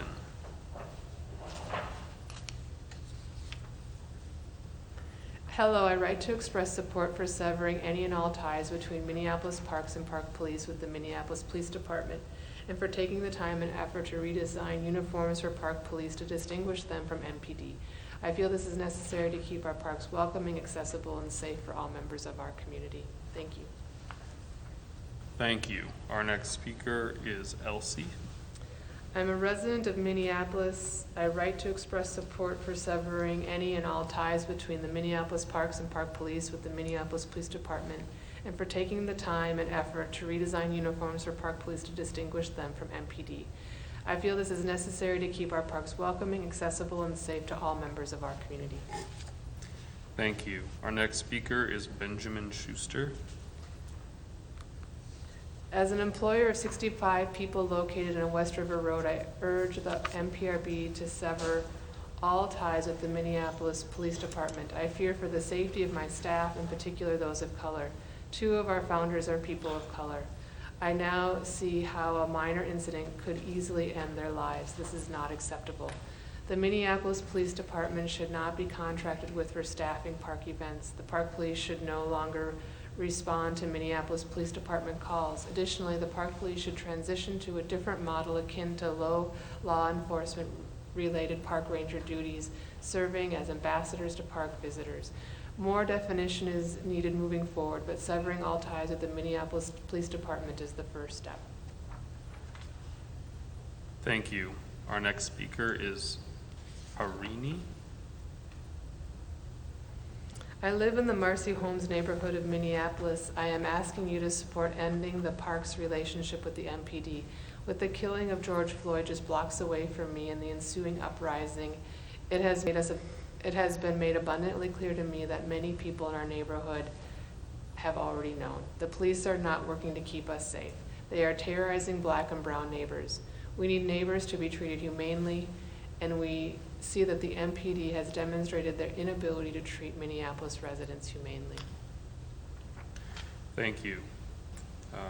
We just have a few more minutes here before we will return to our regular meeting agenda. We have a few more speakers that we'll be able to get through, and the rest will be part of the public record. Our next speaker is Megan Geiser. I am writing as a Minneapolis resident, homeowner, and taxpayer. I urge you to cut ties with the Minneapolis Police Department. It is unconscionable to continue to fund the Minneapolis Police Department officers in our parks in the wake of George Floyd's murder and the continued police brutality and use of excessive force. Thank you. Our next speaker is Patrick Stowe. I am a Minneapolis resident living in District 1. I live 1 block from Edison High School and Jackson Square Park. I hope this email finds you well and that you're keeping safe. Safety, in fact, is the reason I am writing you. Over the past week, the Minneapolis Police Department's long history of systemic violence has been laid bare for the world stage amidst the widespread upheaval in response to the murder of George Floyd. Your organization states that it exists to provide opportunities for all people to gather, celebrate, contemplate, and engage in activities that promote health, well-being, community, and the environment. The presence of Minneapolis police in our beloved outdoor spaces not only is ineffective in ensuring safety, but it makes our parks actively unsafe for many residents and visitors. As a concerned citizen, I urge you to cut ties with the MPD in favor of a future that enables all people to enjoy the incredible park system. Thank you. Our next speaker is Liberty Kirkhead. I would like to voice my support for the Minneapolis Park Police to immediately break all ties with the MPD. Additionally, I would urge the board to think seriously about what else can be done within the Park Police organization to ensure the safety and comfort of all BIPOC park visitors and protect them from harassment or violence from park police officers. At this time, please reach out to and listen to communities of color in Minneapolis to collaborate on the path forward. Thank you. Our final speaker is Ava Croak. I know the board is voting on severing ties with the MPD tonight. This is a much needed move. I have seen the destructiveness of the MPD in our city and in our parks. Using the MPD at park events is entirely unnecessary, and having park police respond to MPD calls is absurd. You have an obligation to our community members to cut ties with systems that uphold white supremacy and oppression. Thank you. Let it be noted that there are over 120 additional comments. we are not able to get to this evening, but that will be entered into the public record. At this time, we will return to our consideration of Resolution 2020-236. Director Wiseman just finished up with a overview of the wage freeze and what we can expect regarding that. I would ask now, commissioners, if there are any questions regarding the resolution or to Director Wiseman. Any questions? Any questions? Seeing none, thank you, Director Wiseman. I appreciate this, and I think it is a necessary step, and hopefully it will become more clear soon what exactly the full impact will be for next year as well. With that, I'll ask the Secretary to please take the roll on Resolution 2020-236. Commissioner Bourne, Abstain. Commissioner Musich, Aye. Commissioner Severson, Aye. Commissioner Meyer, Aye. Commissioner Hassan, Aye. Commissioner French, Aye. Commissioner Forney,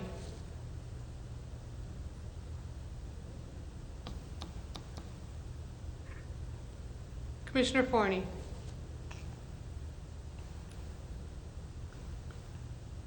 Aye. Sorry. Vice President Vita, Aye. President Cogill. Aye. You have 8 ayes, 1 abstain. Resolution 2020-236 carries. Do I have a motion for Resolution 2020-237, which is a resolution approving the Minneapolis Park and Recreation Board 2021 budget framework? So moved. Second. I have a motion and a second. Do I have any discussion on the 2021 budget framework, which Julie already went over for us? Any questions or discussion? Any questions or discussion? Seeing none, I'll ask the Secretary to please take the roll. Commissioner Bourne, Aye. Commissioner Musich, Aye. Commissioner Severson, Aye. Commissioner Meyer, Aye. Commissioner Hassan, Aye. Commissioner French, Aye. Commissioner Forney, Aye. Vice President Vita, Aye. President Cogill. Aye. You have 9 ayes. Resolution 2020-237 carries. Moving on to our one discussion item this evening, I'll turn it over to the superintendent and to Assistant Superintendent Cox to provide us with an update regarding our COVID-19 response as we move into the summer months.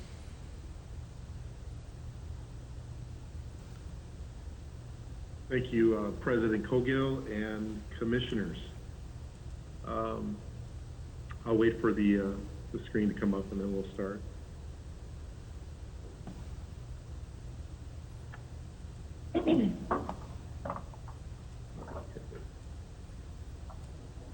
My apologies, I'm just trying to make sure I got my information here in front of me.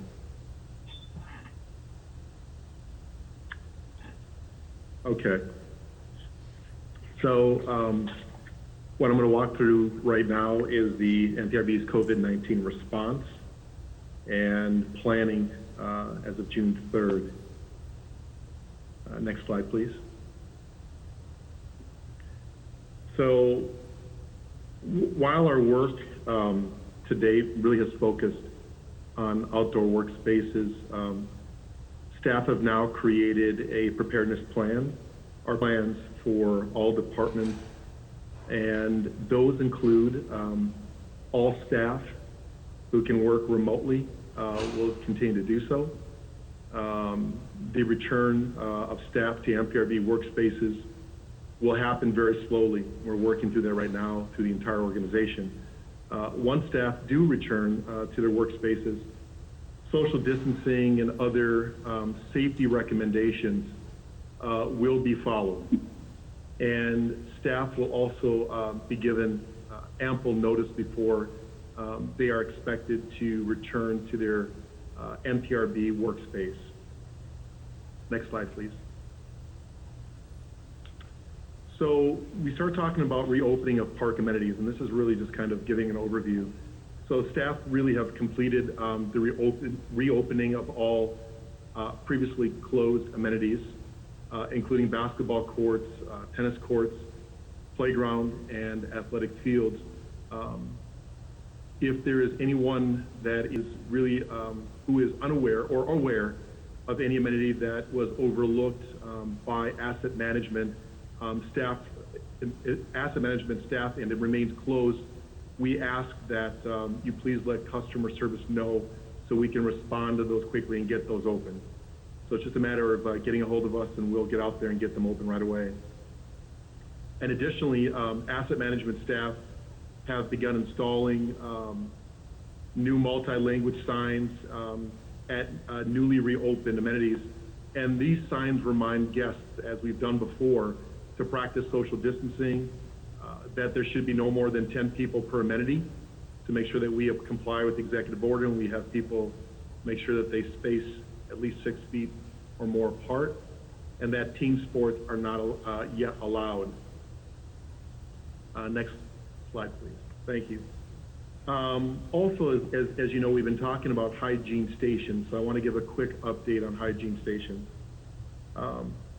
So as you know, hygiene stations are a standalone bathroom building at Marshall Terrace, Willard, Bryn Mawr Meadows, and Muellert Park. They're open from 8 o'clock a.m. to 8 o'clock p.m., and they are cleaned approximately 2 to 3 times per day, depending on use. The cost to keep up the 4 sites are $840 per week. What that equals out to then $3,359 per month at all 4 sites. This reflects staff time at 7 days a week, twice per day for cleaning. Since my last update that I gave to the board, portable restrooms have been placed at Whittier Park and Franklin Steele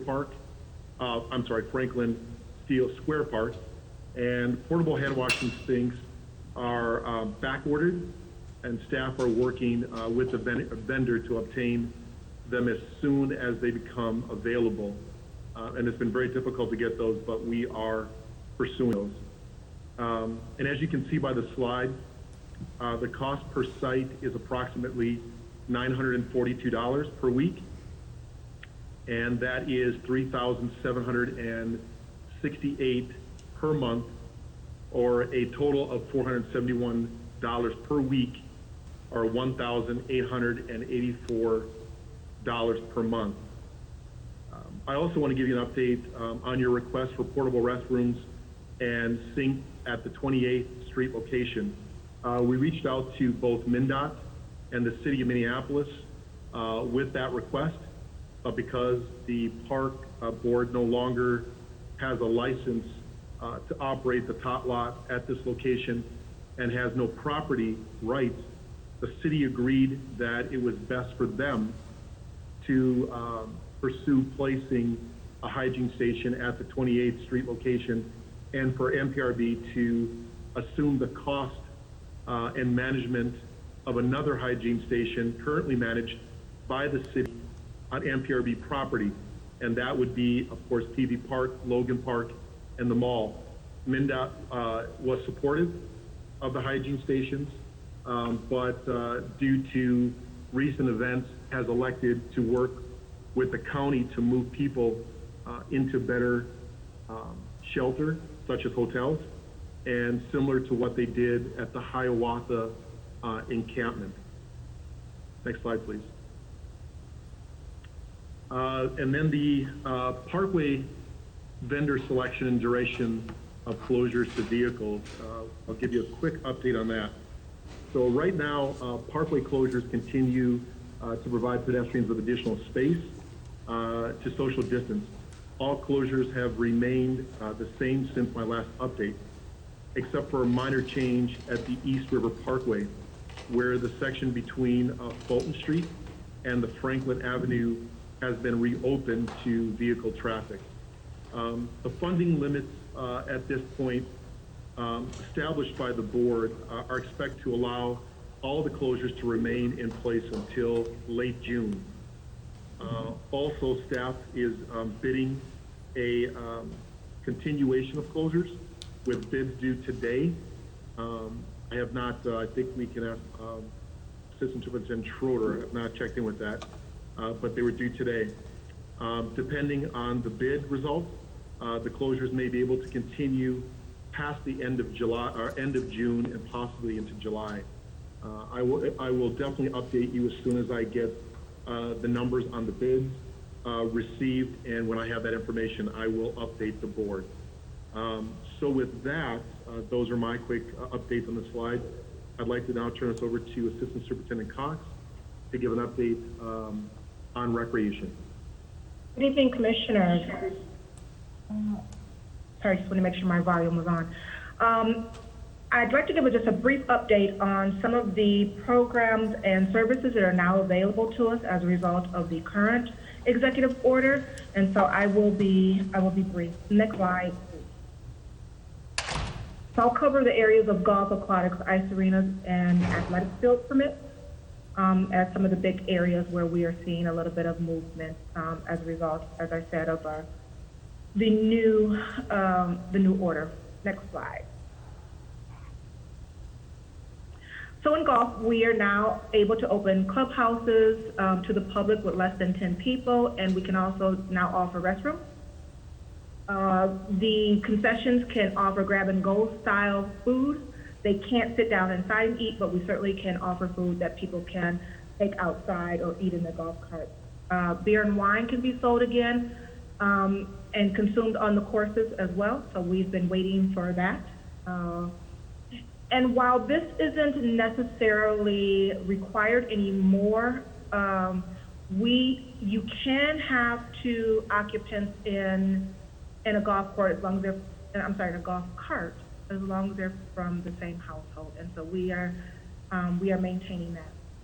And then to assure social distancing, we've gone from what was 8-minute interval of tee times to kind of an average of 10 minutes.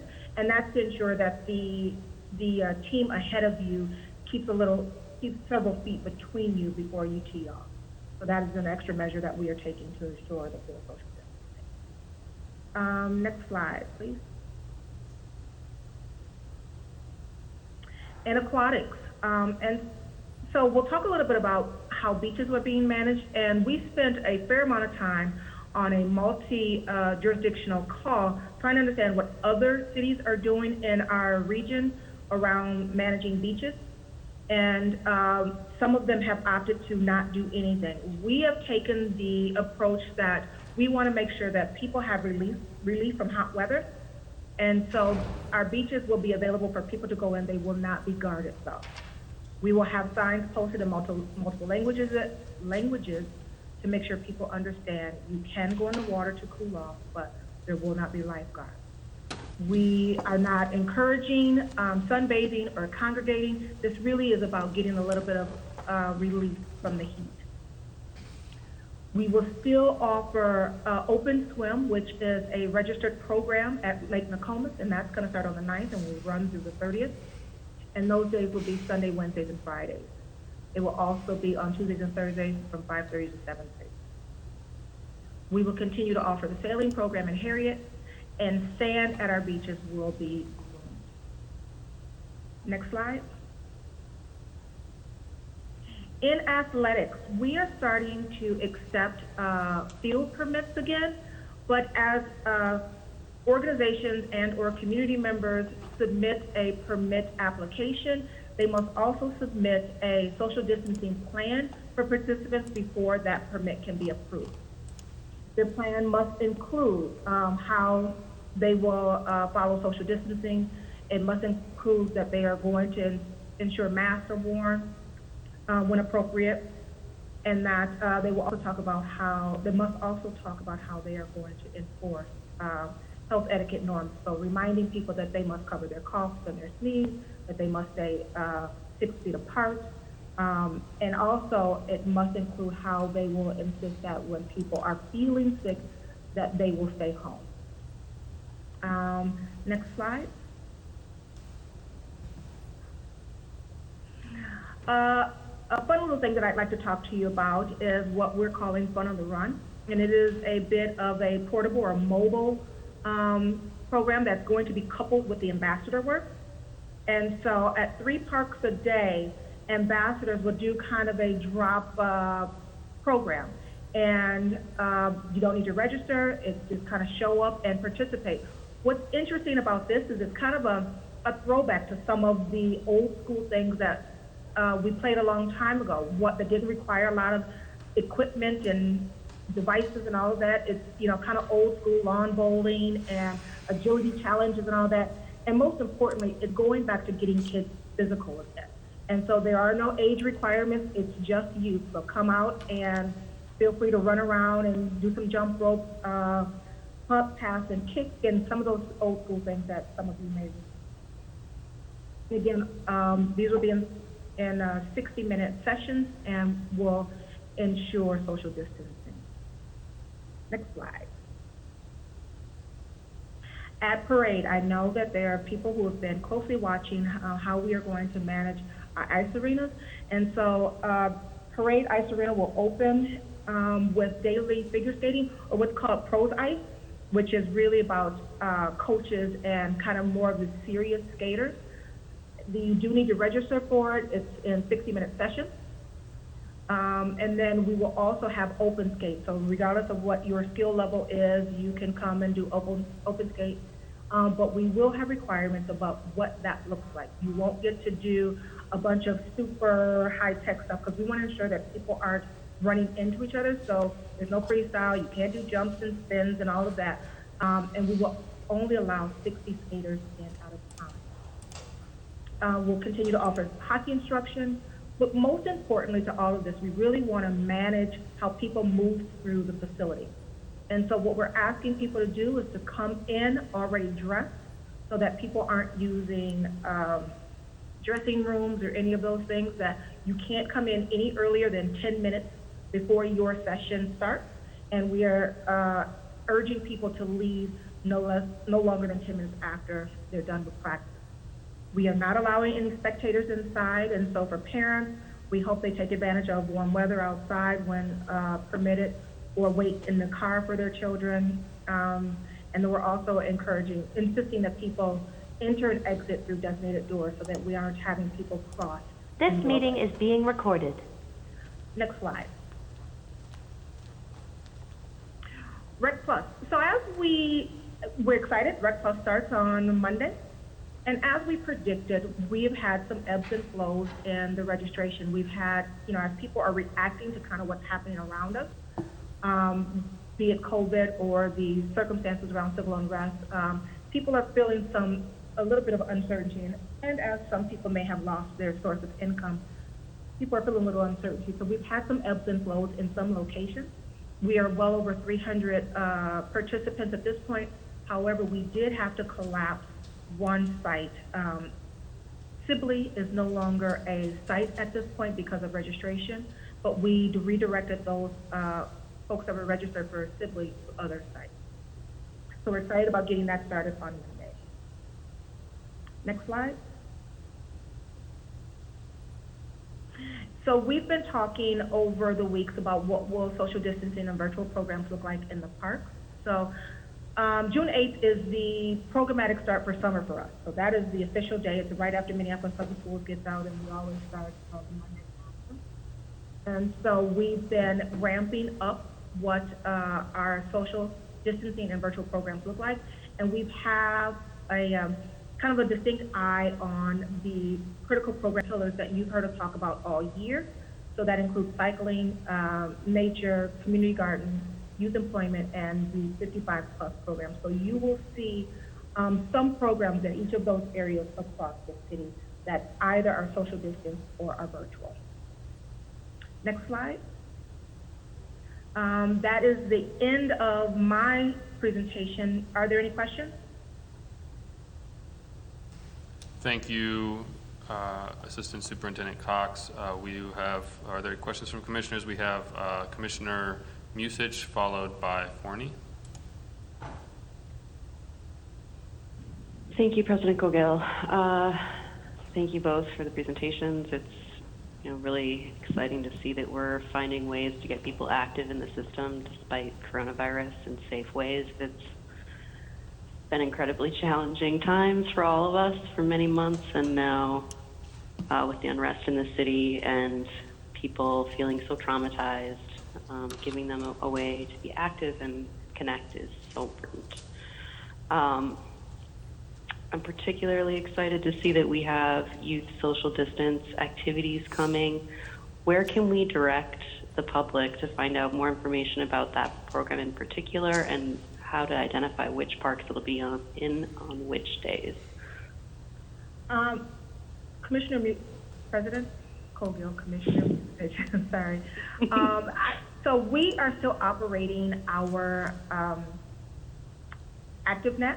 And so ActiveNet will, while there is no registration, people can go to ActiveNet and find which days of the week the Fun on the Run is happening in which park. Okay, so if they search Fun on the Run, yes, they should be able to find it. Yes. Okay, lovely. And then I was also wondering, with Open Swim, in past years, actually since the inception, there's always been free days for people to participate in that program that want to have the opportunity to swim in open water. This year with coronavirus, it's required that you register, so that you take a pledge saying that you will abide by social distancing guidelines during the swim. Are fee waivers available so that the cost of participating is not a barrier for people that want to be able to swim? Commissioner Musich, we offer a fee waiver for most of our programs, but let me confirm that that is true for this one as well. I'm pretty confident, but I want to confirm that for you. Okay, thank you very much. Those are the questions I had. Thank you. Thank you. Thank you, Commissioner Musich. Commissioner Forney. Thank you, President Cogill, and thank you, Assistant Superintendent Cox, on this presentation. And I apologize if I missed something. Did you indicate anything about volleyball courts? Commissioner Forney, I did not name volleyball courts specifically. We have not gotten to a place where we there's so much physical interaction in volleyball, just by nature of the game, and we have not gotten to how we can support people in doing that without kind of colliding or without having the ability to ensure that everyone playing is from the same household. And so it is on our radar. We are constantly thinking about how we can bring that sport back, but we have not gotten there yet. Well, my concern actually is on the south end of, southwest end of Muskoka. Over Memorial Day weekend, those courts were just packed, no social distancing whatsoever. And I don't know how, whatever we can monitor that and everything, but it just really freaked me out. And then I know this isn't in the COVID report, but are we still discouraging people from swimming in the lakes due to the algae? Commissioner Musich, I will ask Assistant Superintendent Barrett to talk about algae and where it's been cleared to this point. Thank you. President Cogill, Commissioner Musich, Commissioner Forney, this is Assistant Superintendent Barrett. We are seeing the blue-green algae blooms in Isle Cedar and Nokomis. We are seeing the conditions start to clear up here with the heat. We are attempting to test for the toxicity. Today we were going to do that. I have to check in with the team to see if we were able to get those tests out of the mail. The lab isn't open on the weekends. It's in Michigan, so we have to get it with kind of a small window. But we do believe that we will be, we'll be removing the signs that indicate that the algae bloom is toxic and potentially dangerous. So I do believe we'll be able to remove those signs in the near future.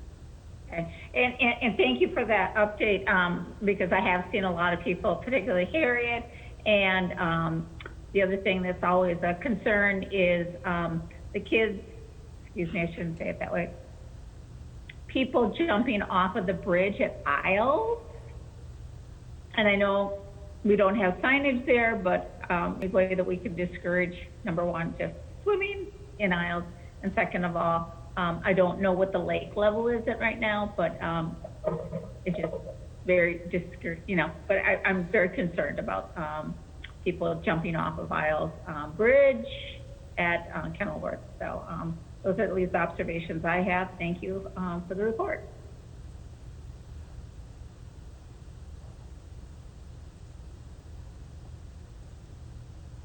Thank you, Commissioner Forney. Are there any other questions from commissioners at this time? I had one question which pertains to the estimates regarding the bathroom facilities and hygiene stations. So I just wanted to understand, Superintendent, is it being suggested that there is some sort of additional cost beyond our current staff for opening up additional restrooms that we already have in the system?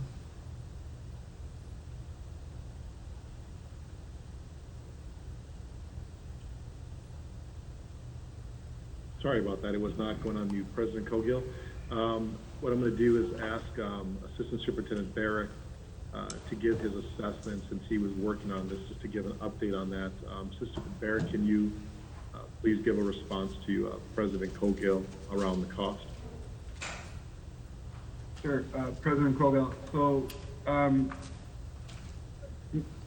what we're trying to demonstrate here is, so right now with the 4 sites, when they're open, this is our cost. Now this, it's cost that we would incur anyway, right? So we clean bathrooms routinely. However, with the increase 2 to 3 times per day, that's above our standard of care. And so the amount of staff time that's spent on that is broken down there by, $840 a week per the 4 sites. So it's a pretty nominal cost, and it is cheaper for us, dollars and cents wise. However, when you go to like the portable restroom hand washing station, that's really a capacity tool. So what we're kind of demonstrating is that the cost of a portable restroom hand washing sink isn't that much greater. There would be additional costs in the sense that we plan a certain number of BIFs in the system. Adding more and then adding hand washing does increase the cost. And so we wanted to demonstrate there that it's about $470 a week per portable bathroom hand washing, cleaned at a once a day interval. So that's what we were trying to demonstrate there. Got it. Okay, thank you. I don't have any other questions. Commissioner Bourne. Thank you, President Cogill. I think I have maybe a similar question. So Superintendent, did I hear that there are no more hygiene stations today than there were the last time the board was met? President Cogill. Go ahead. Oh, go ahead, Jeremy. Thank you. Sorry. No, go ahead. President Cogill, Commissioner Bourne, no. We've added Whittier Park and Franklin Steel. Right. There's 2 additional. Right. Caveat is there are no hand washing units available throughout the state. I just got an email here from the city of Minneapolis where they're sourcing a portable hygiene station at near the memorial tomorrow, and they've spent the entire day calling every vendor possible to locate a hand washing unit, and there just simply are none. Thank you, Superintendent Barrick. Maybe to clarify the question, the stations at Whittier and Franklin Steel, the board had already planned at the last meeting to expand those stations prior to the amendment that we put in place to provide additional resources for homeless and highly mobile communities during the COVID outbreak. So I just want to make sure that we're not billing back that money for things we were already doing anyway, and that we are actually providing new and additional services that the board had not already previously authorized, that those funds are being used for a new expansion of services towards homeless communities in our parks. Can you confirm that that is or is not happening? President Kogel, Commissioner Boyne, I would say that especially the Whittier and Franklin Steel, those were not, those are new, and that is, we did not have funding for those to take those on. What I would also say is if we look at TV, Logan, and the mall, where we have a partnership where we're providing the property, the city's providing, the city received funding for hygiene stations, and we did not have the additional funding at that time, so that's why we entered into those agreements. So I guess, again, what I'm trying to demonstrate is while there's been this additional $94,800, there are costs that were occurring that were not previously planned, so to speak. So that's the intent. Okay, no, I understand. I can follow up with the president and the superintendent offline with the rest of my questions. Thank you. Thank you, Commissioner Bourne. Any other questions? Seeing none, thank you, Superintendent and Assistant Superintendent, for the update. And we'll move on here. We have 2 items of new business. The first item of new business is a resolution 2020-232. I'm asking if there's a motion on resolution 2020-232, which is a resolution directing the superintendent of the Minneapolis Park and Recreation Board to make certain changes pertaining to policing within Minneapolis parkland, including ceasing the use of Minneapolis police to staff park-sanctioned events and ceasing park police response to Minneapolis Police Department calls. So moved. Second. The resolution has been moved and seconded. Is there any discussion? Vice President Vitaw. Yes, President Kogel, thank you. I would like to offer a substitute motion on the resolution.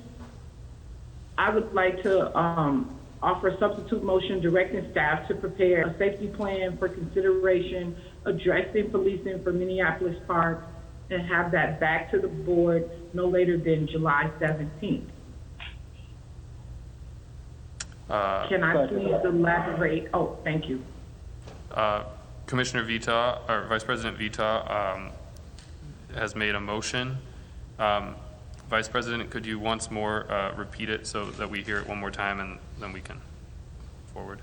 Yes, I would like to offer a substitute motion directing staff to prepare a safety plan for consideration addressing policing for Minneapolis Park and have it back to the Board of Commissioners no later than July 17th, 2020. Vice President Vitaw has made the motion. Is there a second? Second. There is a motion and a second. Is there any discussion? Commissioner Musich. Yes, I'd like to hear from the motion maker what is driving the need for a substitute motion in this situation. Vice President Vitaw. Thank you, President Kogel. Thank you, Commissioner Musich, for your question. I want to first start by saying that I'm very supportive of the current resolution, but it may be like a couple hours before our meeting started, I had over 60 Black mothers, grandmothers, and caregivers reach out to me, very concerned about what our safety plan is moving forward. If we are going to cut ties with MPD, who are we going to be working with to fill the gap? A lot of them have shared concerns that we will now begin to work with the Hennepin County Sheriff's Office or maybe even state troopers, and those organizations have fewer officers of color. I will just say from a personal perspective, the most heartbreaking, besides the fact that we saw a man die, the most heartbreaking thing I witnessed was him crying out for his mother. There's no way that I can ignore the voices of all these mothers who have reached out to me saying, I want to know, how are you gonna protect our children? Or how are our kids gonna feel, how are our kids feel safe? I think it's only fair to give them a plan. I am not against this amendment. I'm not against this resolution. I'm not against this resolution. I'm for it. I definitely think we need to divest, but I also think that people are shook up about what happened with Minneapolis public schools.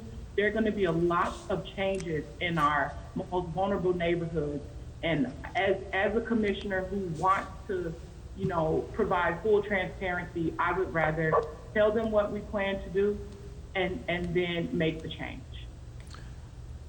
Thank you for that clarification. Thank you, Vice President Vita. We have a few hands raised to the alternative motion, starting with Commissioner Bourne.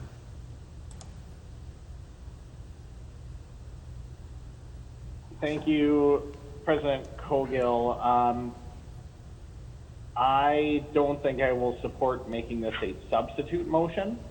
If the author would like to add that as an amendment, I don't see where the conflict would be there. We do absolutely need a safety plan. We also need to act on something today. The substitute motion being offered and the original motion are compatible to go along together as amendments. I think offering a substitute while throwing away these positive, important, and urgent changes to the wayside right now until July is putting our community in danger. We do absolutely need to see a safety plan. I would absolutely love to see that in July, but I think that can happen. I would support that as an amendment attached to this resolution, but not as a substitute and putting that good work that's already happened aside. Thank you, Commissioner Bourne. Our next speaker is Commissioner Severson, followed by Meyer. Thank you, President Cowgill. I'm speaking in support of this. The same families and mothers that reached out to Latricia were probably the ones that also reached out to me and probably mostly reside in District 2 in North Minneapolis. I do support this amendment and want to see some things change, obviously, and have some serious conversations. But we have a serious violence issue here in North Minneapolis that was pre the murder of George Floyd or COVID-19. Mothers are very concerned about where their children and teens are going to play this summer. Our rec centers are closed, our pools are closed, there's not lifeguards at the lakes. If I can guarantee you anything, it's that our youth and families will be enjoying the green space at our parks. And it is extremely important for the constituents that I represent that we have a safety plan in place before we move forward on moving things forward. Without a safety plan, I worry what happens to the families in North Minneapolis that may fall victim to a crime. Thank you. Thank you, Commissioner Severson. Commissioner Meyer, followed by French. I have the same point of view as Commissioner Bourne. I mean, I think this could be added as a supplement to this, but I don't think it should be a substitute. I support the existing content of the resolution. Thank you, Commissioner Meyer. Commissioner French? Yeah, I want to echo Commissioner Bourne's sentiment about just adding this as an amendment. I am too worried about the violence that's happening across our city. I'm also worried about the violence that's perpetrated by police officers in our city, and I don't have anecdotal evidence. I don't have a newspaper article that I read about some young black man who had a improper interaction with the cops. I am a black man. I may not be a young black man, but I've had several dangerous interactions with police officers. And God forbid, something happens between now and the time we start implementing this, that no one gets hurt. Our city is burning right now. It's burning. I walk out 2 blocks from my house and the things that I used to go, places I used to go, they don't exist anymore. And it wasn't a riot, it was an uprising. People who weren't heard, who have been telling people for years and years and years, the police are hurting us. And now to say, hey, if we don't have the police, we won't be safe. You know what I've been watching protect businesses and homes for the last 3 or 4 days? And that's the police. People, neighbors, store owners, merchants. The police deserted us. And once again, the police who serve our city, they don't live here. They don't live in this city. They come here and they bring their values and their morals to our city that don't reflect the same values and morals of our city. And what happens is a lot of people who look like me wind up in prison. Yeah, there needs to be a plan. I agree with that. We need to have a plan. But we don't need to delay reform. Reform needs to go about right now. I watched a grown man call for his mama. And if you grew up as a black boy or a black person, period, you knew when, as a kid, when somebody yelled out "mama," it was an ultimate. It was how you submitted yourself. It means you were done. Now listen to that man say "mama." We don't need another 30 days to take a vote on this. I can't watch another person die. And I know we have we have issues in our own institution that we may need to think about and look at. But I am thinking about the safety of people in our park. I'm thinking about the safety of our young men and our young women, north side and south side. And I would okay this being an amendment, but we can't delay the vote. We have to vote on this today. Thank you. Thank you, Commissioner French. Vice President Vita for the second time. Thank you, President Cogill. And I'm really sorry to everyone that I offered it as a substitute motion. I am totally fine, and I would like to withdraw the substitute amendment and re-offer it as an amendment and require a definitive plan by July 17th to be presented to the board and have the safety plan approved by the board.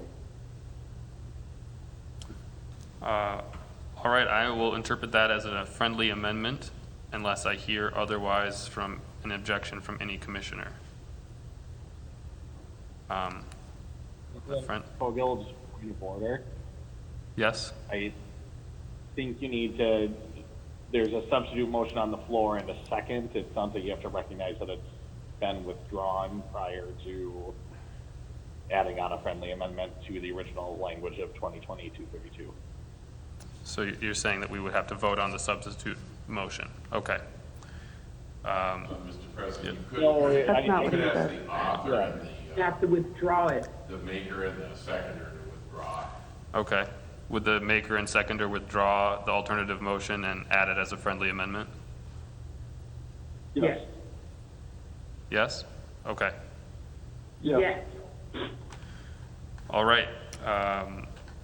The friendly amendment has been added to the resolution, which will require staff to provide a safety plan to the board for consideration by July the 17th.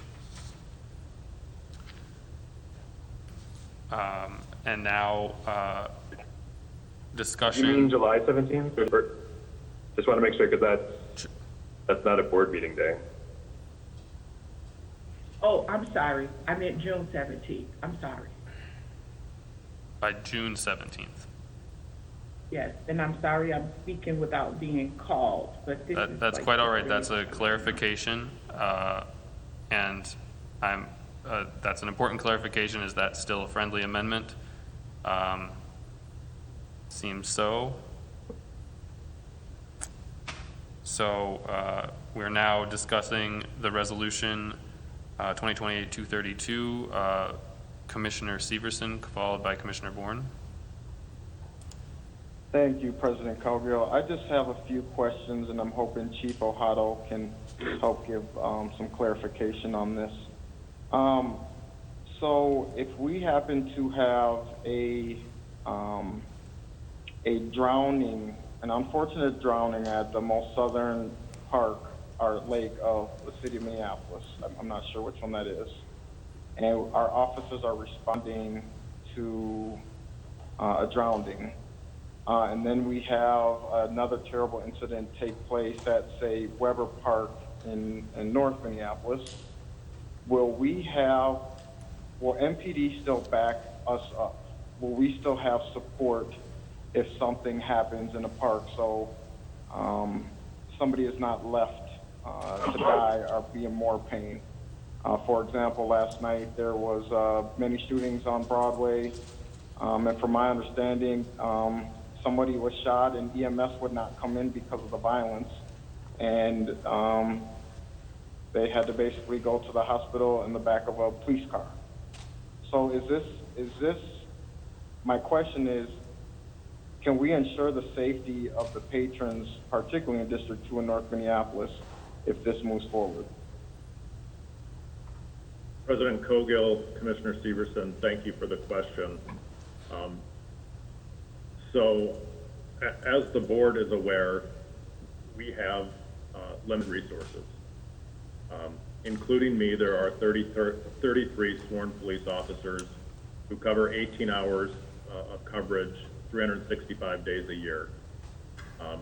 What that means is that on day shift, we typically have 3 or 4 officers available, and then later in the day, we have 4 to 6 officers available, plus supervisors.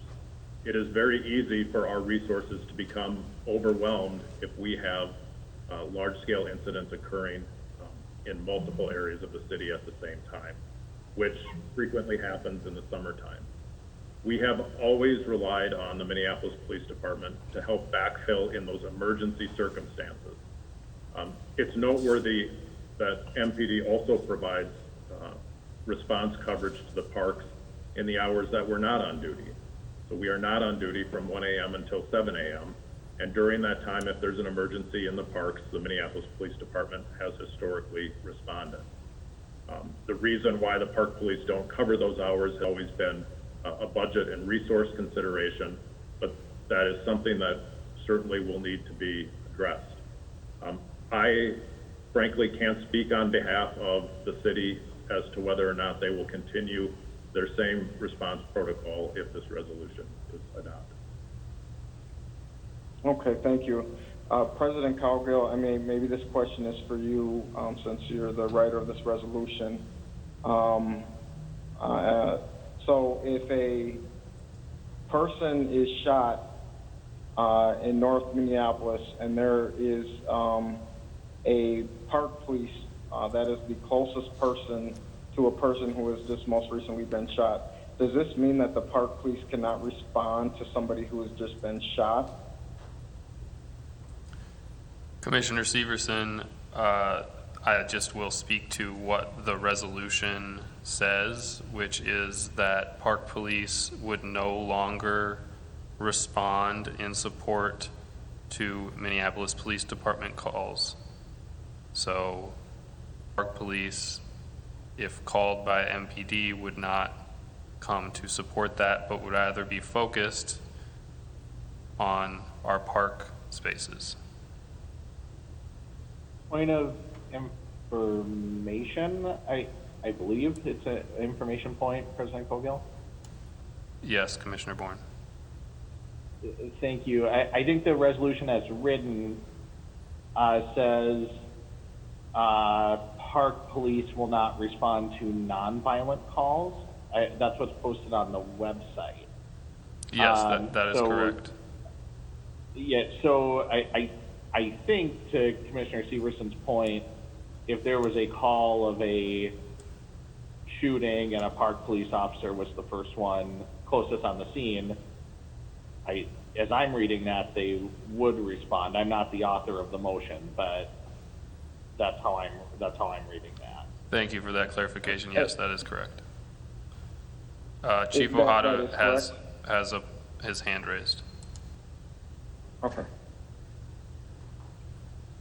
Thank you, President Cogill. So as I read the first resolved clause, the second sentence or second section of it says, directing the park police chief to institute a moratorium through January 31st, 2021 on supporting any MPD calls for backup in nonviolent incidents. So I believe that the example that Commissioner Severson gave, our officers would still respond to that. And I would say, you know, we are sworn peace officers licensed by the state of Minnesota. We have a professional and ethical obligation to aid the public in an emergency situation, and we will continue to do that. Thank you. Thank you, Commissioner Severson. Commissioner Bourne, followed by French. Thank you, President Cogill. I appreciate the work that went into this resolution tonight. I will be supporting it, but I do have some pretty significant concerns. I don't think it goes far enough. My first most significant concern that does give me pause about supporting this tonight is why there is a definitive end date. We witnessed what I believe was a murder of an unarmed person of color handcuffed by a police officer, a Minneapolis police officer, and our officer responded to a nonviolent call for backup, is my understanding. And I don't see anything that says those types of conditions will end on February 1st when this is set to expire. So I don't want to put our officers in that situation on February 1st. So I'm concerned that this has a date and a date when we go back to business as usual. I would hope that there's a plan to either extend this until there is significant safety reform in Minneapolis, or we'll be voting to extend that in pretty short order. I do have some confusion about why the delineation between the types of calls that we're responding to. Calls, the nature of incidents change. We saw an officer respond to a nonviolent call that quickly became violent at the hands of MPD officers. And so the nature of those calls change, and I just don't know if I want our officers in that situation. And then I did have a very quick question for the chief. Chief, what percentage of crimes happen in Minneapolis parks?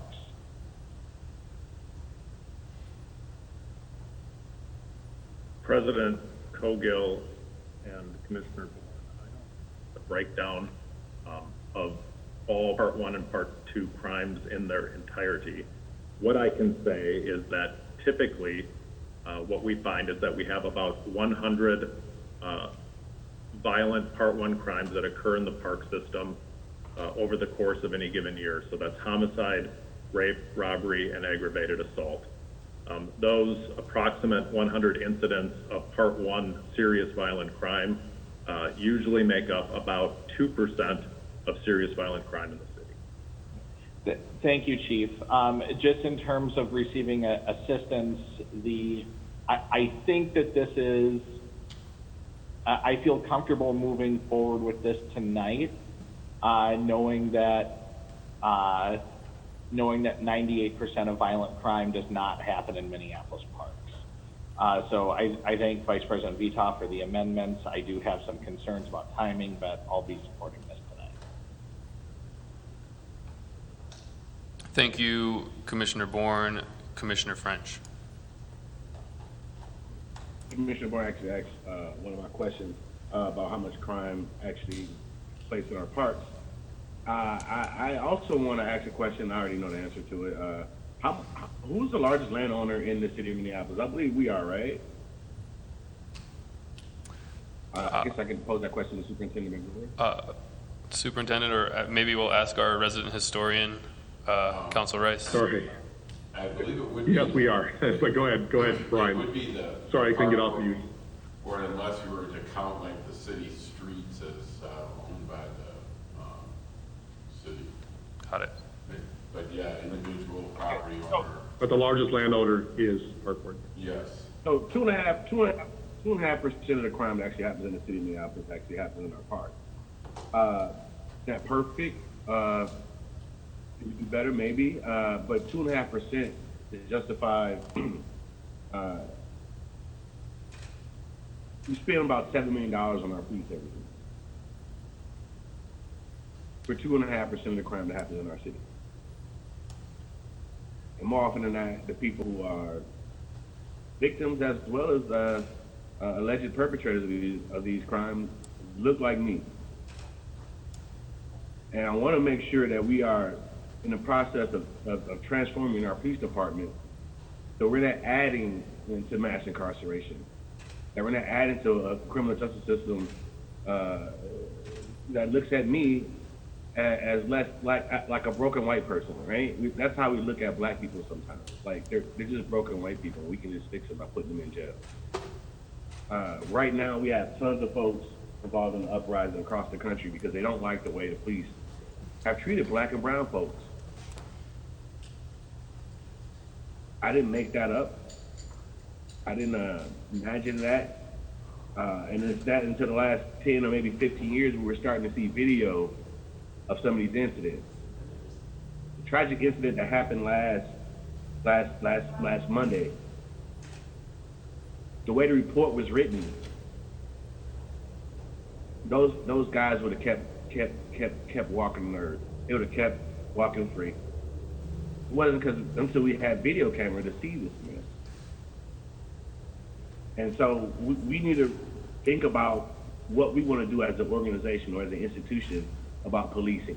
And maybe this isn't the last step. Maybe we need to go further than this.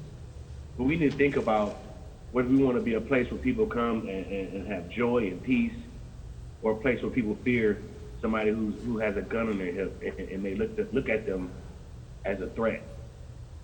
And so I'll support this, and I'll support Vice President Vitoff's amendment, because I do think we need a plan. Safety is important to me, but I don't necessarily feel more safe when there's police around. And so I will support this now. I'll ask for other commissioners to support this, and I'll ask for other commissioners to work with me and other commissioners in the future and people from the community to make sure we have a plan that residents on both sides of town, and north side, south side, northeast, can all agree upon. Because each side of town, each neighborhood has their own unique safety issues, and we want to make sure that we're not leaving people out of the conversation about our parks and who polices our parks. And the last thing I want to say is just reiterate the fact that most of the people who work in our cities as police officers don't live in our city. It is really important to me that the folks who patrol our parks and patrol our streets actually know the people they patrol. Would that officer have put his knee on that guy's back if he would have bumped into George Floyd at the gas station or the grocery store? Or maybe he was a church parishioner. But that's not the case, because those guys don't live here. And that's who I'm afraid of.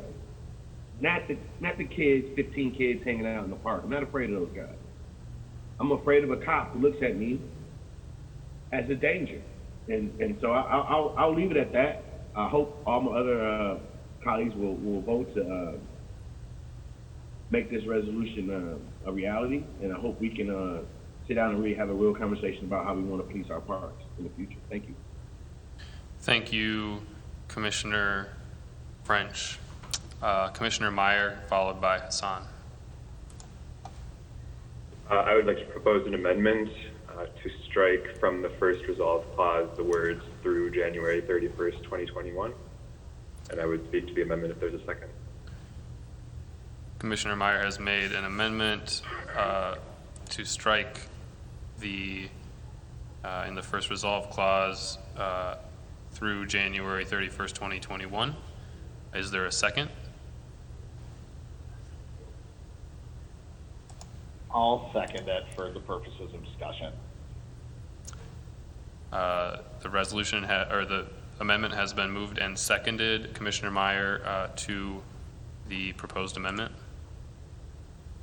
Yeah, well, I was just agreeing with the concern that Commissioner Bourne brought up. I don't know what's going to change on January 31st of 2021. To me, the relevant criteria that we would look to before I would want to lift this moratorium is if there is fundamental structural change at MPD. If that change happens at the city, then we can, return to partnership with them. But until it does, I don't think we should. And I think we should take that deadline off. Thank you, Commissioner Meyer. So to the proposed amendment, asking for discussion on the proposed amendment, Vice President Vita, followed by Hassan. My discussion is not on the proposed amendment. Okay. Commissioner Hassan, would you like to speak to the proposed amendment? No. Okay. Well, I will briefly say that I'm in support of that amendment. I think having an affirmative vote by the board to re-engage, should we want to do that, is the responsible thing to do for the benefit of the city, the people of the city of Minneapolis. So I would be in support of that change. Seeing no other hands raised regarding Commissioner Meyer's. Could I ask? Yeah, Commissioner. I'm sorry, I'm just a little bit confused. Can I ask Chris Meyer to explain that a little further? Sure. So as the resolution is written, is that okay, President Colgan? Certainly, Commissioner Meyer, please clarify what you're striking from the language of the resolution. Yep. So it's just striking the expiration date from the resolution. So right now, as the resolution is written, the moratorium on directing the park police chief to, this is the way it reads right now, directing the park police chief to institute a moratorium through January 31st, 2021 on supporting any MPD calls for backup and nonviolent incidents. So the amendment strikes through January 31st, 2021. So there's no expiration on the moratorium. And my view is that, if there are fundamental reforms at MPD, then we could reform it then, but it shouldn't be an automatic thing. We should take an affirmative vote to lift the moratorium, if we ever do. Are there any other questions or comments from commissioners regarding Commissioner Meyer's proposed amendment? Seeing none, I'll ask the secretary to please take the roll on the amendment of striking the end date of the moratorium on MPD, on park police supporting MPD calls for backup and nonviolent incidents. Commissioner Bourne. Aye. Commissioner Musich. Aye.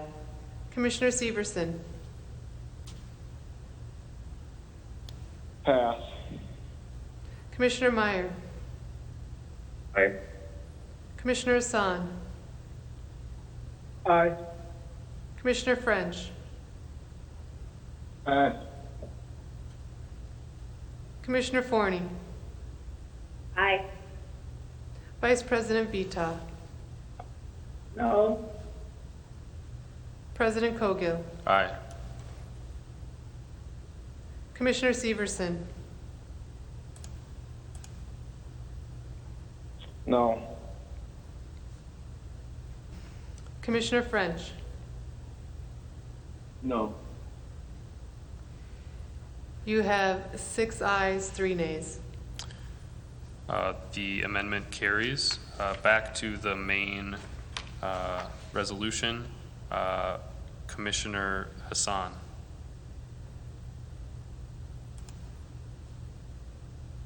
Thank you, President Cogill. I would like to move an amendment to the main motion to add a line to discuss, to disarm our park police until we have a clear policy that protects our park users and help them feel safe by June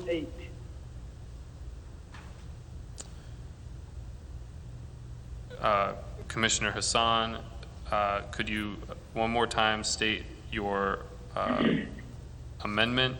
I think I heard June 8th. I would like to add a line to the main motion to disarm our park police until we have a clear policy that protects our park users and help them make them feel safe in our parks across the city.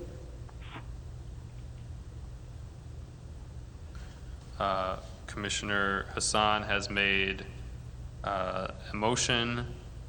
Is there a second to the motion?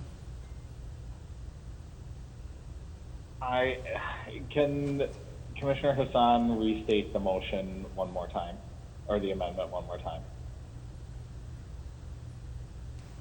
To add a line to the main motion to disarm our park police until we have a clear policy that protects our park users and help them feel secure by June 8th.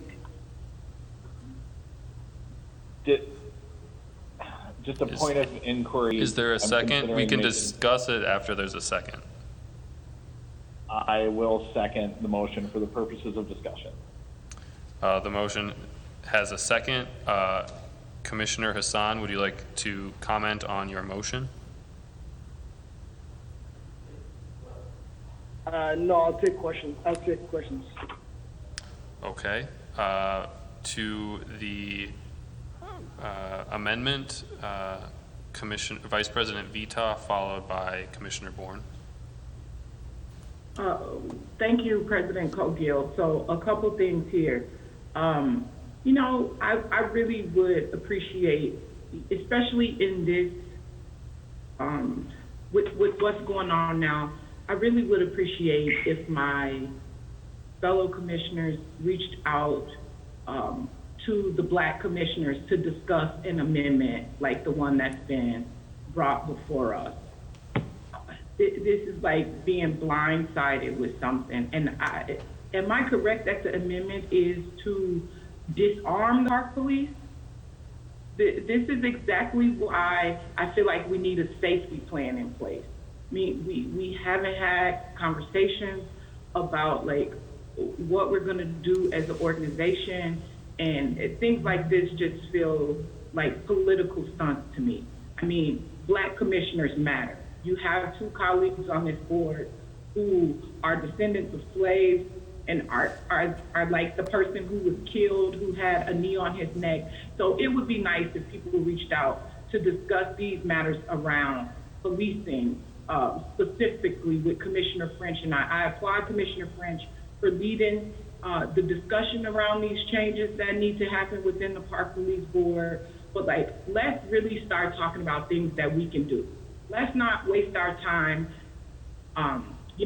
with things that haven't even been discussed with your colleagues, but then you just throw it out there during the board meeting. The other thing is, I need to ask Chief Ohado if we have a use of force policy for park police. President Cogill, Commissioner or Vice President Vita, yes, we have a robust use of force policy. It is a requirement that the post board mandates all law enforcement agencies to have. Thank you, Chief. And, I know I'm a little delayed in responding. This is just a very difficult meeting for me. I don't know that a lot of my white colleagues understand how this impacts Black people, how these type of tragedies impact the ability to make these type of strong decisions. I just want to say, like, the other thing is, I think we really need to think about safety plans and think about this resolution altogether, because a nonviolent call, a medical call is a nonviolent call. Our park police can save somebody's life on a nonviolent call. They can be called for a medical reason, and I've gotten emails from park police showing that, you know, they went there on a medical call and saved someone's life. So we really, really, really need to just take a step back and take some time to create a safety plan that is going to benefit our most vulnerable people. I will say it for the people in the back to hear. White people, step back. Let the Black commissioners lead. Let us talk to community. Let us tell you. I don't need you to tell me. My life has been affected by policing. Let me tell you what I need around policing. Let me tell you what the people who look like me need around policing. It is definitely time to change how we police in Minneapolis and around the world. But please, stand down, white people. This is not your show. This is our time to tell you what we need. Listen. It's the best thing you can do for us. White allies, listen to us. Don't tell us what you think we should want. Immigrant allies, don't tell us what you want. Let us tell you what we need so that we can live. Thank you. Thank you, Vice President Vita. Commissioner Bourne, to the Hassan amendment. Thank you, President Cogill.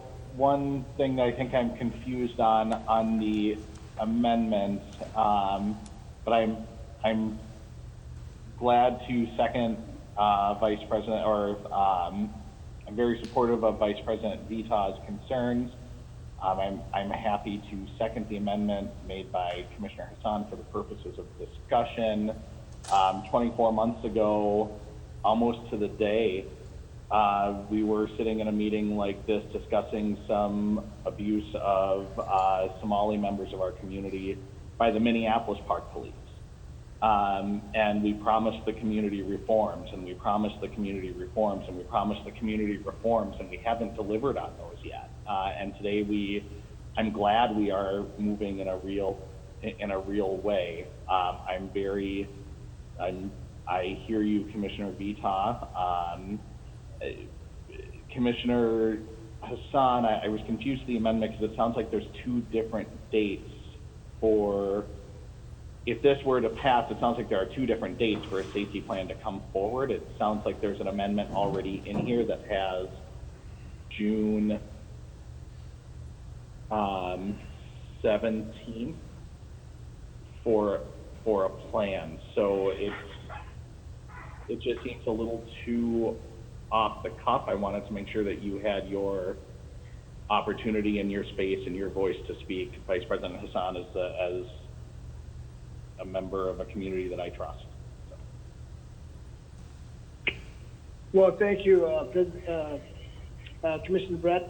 First of all, just for the record, I'm not a white man. I'm just like any other African American and Somali immigrant, whatever you call it. But hey, if we represent the parks, we represent everyone that lives in the city of Minneapolis. I think we all in this together. We all in this fight together. And I have been saying it's time that we do something about park police since I got elected. And no one has showed up support. And now it's time everyone is stepping up. I think it's a good step forward, but it's a good discussion that we need to have as well. It's just the direction that we want to continue. I mean, as you said, that when our park police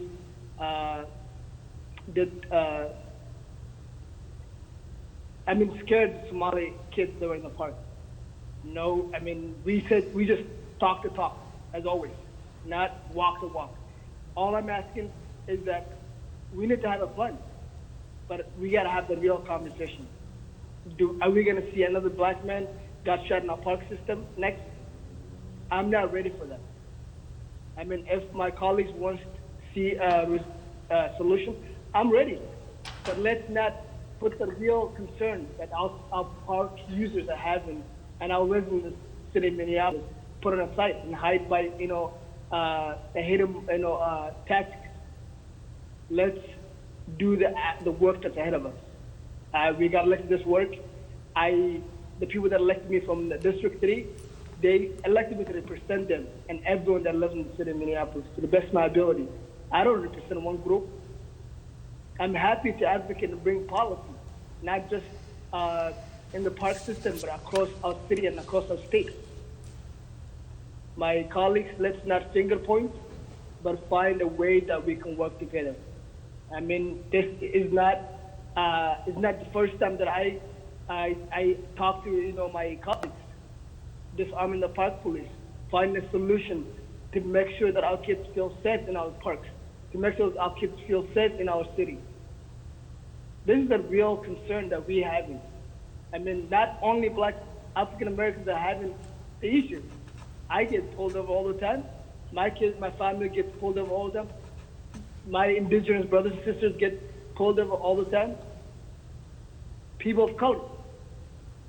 I mean, this is the reason why I brought this. I know it's a very sensitive topic, but we gotta face it. We gotta talk about the reality, not hide in the bushes. I know some unions and police, unions and other people are gonna attack us, but and commissioners, I'm not scared. I'm here to speak up. I'm here to do the right work.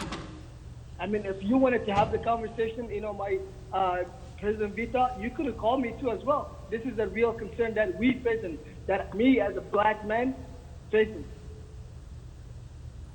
Let's not, politicize. This is a very sensitive topic. It hurts me. I'm very saddened to see the first black male superintendent of the Minneapolis Park Board cry in front of us, get emotional. This is not about me. This is not about one commissioner or other one or a friend. This is a concern that we face across our nation, across our state, across our county. And we want to be in the right side of the history. I don't mind, I don't mind to have this, and I also want to modify my motion to disarm our park police by June 17th. You guys can disagree with me, but let's not finger point. This hurts me. It hurts me. It makes me sad to see what the world witnessed. Everyone that got up, it wasn't related to George Floyd. It touched us. Let's do something about it. Let's not talk the talk. I'm tired of the Minneapolis Park Board commissioners talk the talk, but not walk the walk. Let's be in the right side of the history and end any association with the Minneapolis, with MBD. And that's it, I'm done. If you have any questions, I'm ready. Thank you, Commissioner Hassan. Our next speaker is Commissioner French, followed by Musich. Yeah, thank you, President Vital, and I want to say thank you as well, Commissioner Hassan. This is a very, very, very bold statement, and I believe one day in this country we're going to start having some conversations about what Commissioner Hassan just put forth. I don't believe that this country has the political appetite for that right now. I don't. I think we need to start having serious conversations about it. May not take the guns away from all the cops, but maybe every cop don't need a gun. Maybe we need to start having conversations like that. Maybe we need to start having conversations about who's armed. But I also want to have a conversation about, it's not just about the gun, because if we know, the brother, Mr. Floyd, he was choked. They didn't even have a gun. So we need to not to just dwell on the weapons of policing, but also the tactics and the culture of policing, the culture that exists that allows someone to just begging for their mom to just be choked out. That culture needs to change, and maybe that means to take the guns away. Maybe it doesn't, but I applaud you for making this amendment. I don't know if I can support it, but I feel proud to know you as an elected official, as somebody who's bold enough to go and make a resolution like that, because that's special. And maybe not today, but one day we can have a serious conversation about that. I don't think today is the day. Thank you, President Kogo, and thank you, Commissioner Hassan, for making that resolution. Thank you, Commissioner French. Commissioner Musich, followed by Vice President Vita, and then Severson. Thank you, President Kogel. I have a question for Chief Ohado. I'm wondering how many calls our park police are sent out onto that involve weapons, particularly guns. President Kogel and Commissioner Musich, thank you for the question. The illegal possession and use of guns, not only in our park system, but in our country, is what drives serious violent crime. I want this Board of Commissioners to remember that there are more than 390 million guns owned by residents in the United States. That's 120 guns for every 100 people. We cannot ask our police officers to go out and confront violence and crime if they cannot defend themselves and our park users. Last year, in 2019, within our park system, our officers responded to more than 105 calls of people with guns. Nearly every major serious violent crime involved a gun. We had scores of weapons arrests for illegal possession of firearms or other illegal weapons. I appreciate Commissioner Hassan's intent. We need to reduce the number of firearms in this country, especially firearms that are used to commit crimes.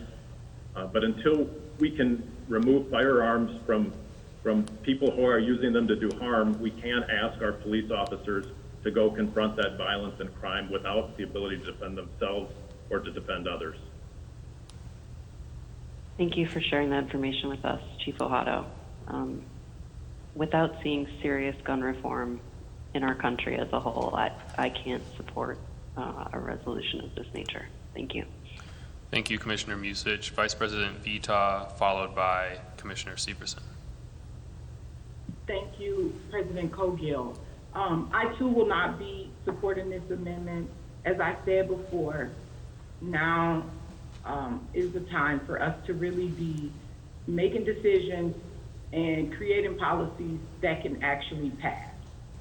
I find it troubling that the first time that I've heard about this resolution is during the meeting. There has been no discussion with myself or the commissioner that has brought this forward.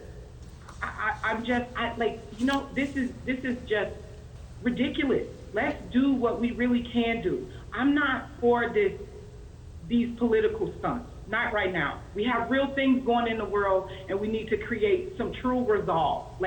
This is just ridiculous. I don't care what color you are. Bring forth some good policy. Let's pass things that we really can pass. This feels like I just wasted 20 minutes of my life that I really could have been doing something else with, like feeding senior citizens or something, like anything else besides a resolution that someone brought forward and hadn't even said anything to me about it, and I'm the only Black woman on the board. This is just ridiculous. Thank you. Thank you, Vice President Vita. Commissioner Severson. Commissioner Severson. Thank you, President Cowgill. I will be speaking against this motion. This is, as most recently, a victim of a gun crime not too long ago in front of my home, where all three of my vehicles and house have bullet holes in them. And my grandson slept 10 feet away from the nearest bullet. It's not appropriate. This is not the state legislature. I'm very disappointed that we're not really focusing on police reform in the sense of what we can and can't do. Vice President Vita, I hear you loud and clear. I hear you looking for allies and support, and I'm behind you, and let's do this. I think we need to make better choices as a board. Let's be smart. Thank you. Thank you, Commissioner Severson. Commissioner Bourne for the second time, followed by Commissioner French for the second time. Thank you, President Cogill. I'd encourage my colleague, Commissioner Hassan, to consider withdrawing his amendment. I've seconded it for the purposes of discussion. I'm personally planning on abstaining. I agree with Commissioner French. This is a bold conversation. It's a conversation that we need to have. If we are talking about disarming peace officers, I don't think that's a waste of our time. Commissioner Hassan, I might, if I could offer a suggestion that you work with staff. No, I will withdraw my motion. My amendment. I would withdraw my second. Thank you, Commissioner Bourne and Commissioner Hassan. The motion has been withdrawn. Is there any other discussion on the main resolution 2020-232?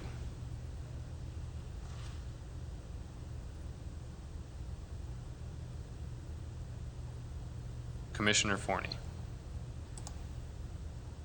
Thank you, President Colville. I would like to request that in the safety plan that's to be brought forward, what are the parameters, I guess is the way I'd say. If I understand correctly, things like any event that has liquor involved in it, that there needs to be officers that are armed. And I'm just looking for those types of clarifications so that we understand, that's a law, that's the state. If we want to change, such as what Commissioner Hassan has said, what levels of government also we are impacted by. So if that could be a part of that report, I would appreciate it. Thank you, and I will be supporting this motion. Thank you, Commissioner Forney. Commissioner Bourne for the second time. Thank you, President Cogill. I'd encourage, again, Commissioner Hassan and anyone else, while I'm not interested in disarming law enforcement officers that have proper training and proper de-escalation technique, I do wonder if we can look at our safety plan and really ask the question, do we need parked police officers? Or can agents provide the safety that we need? Again, I don't want to put, if I have a sworn officer, as the chief is telling me, has an obligation to charge into dangerous situations, I want that officer to be prepared. But I don't know if the Minneapolis Park Board needs officers. We've heard that 98% of crimes happen outside of our parks. The biggest use that our force has is administrative at this point, and we only have six or so at best officers on at any given time across the city. I would just encourage us to look at that in our safety plan and what that would look like.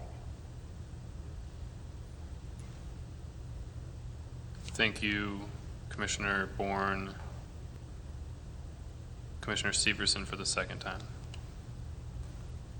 Thank you, President Cogill. I must say my opinion here that as a board, we are elected and have our own police department with which we guide and we can reform because we are the board.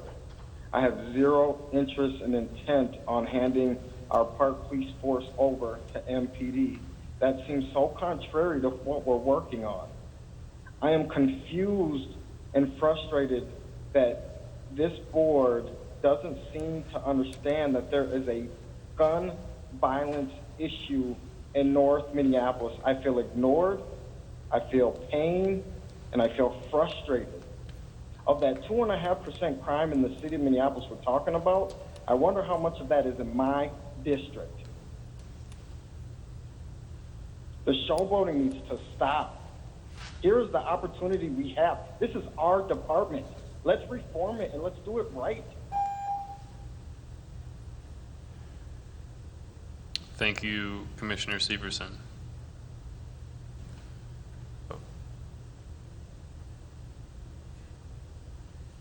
Commissioner Severson, did you complete your comments? Seems like, okay. Thank you. Yes, thank you, President Caldwell. Thank you, Commissioner Severson. Are there any, seeing no other discussion, I just want to say that I will be supporting this motion. I appreciate very much Vice President Vitaw's amendment to have a safety plan. I think that is a critical piece of this work, to be clear about what this resolution does. We still have our park police. They will be focusing on our park spaces, and this gives us a chance to step back and really have those discussions about what policing looks like in our park system. I appreciate all the discussion tonight and look forward to building on this constructively and collaboratively to make real change. With that, I'll ask the Secretary to please take the roll on Resolution 2020-232. Commissioner Bourne, Aye. Commissioner Musich, Aye. Commissioner Severson, Aye. Commissioner Meyer, Aye. Commissioner Hassan, Aye. Commissioner French, Aye. Commissioner Forney, Aye.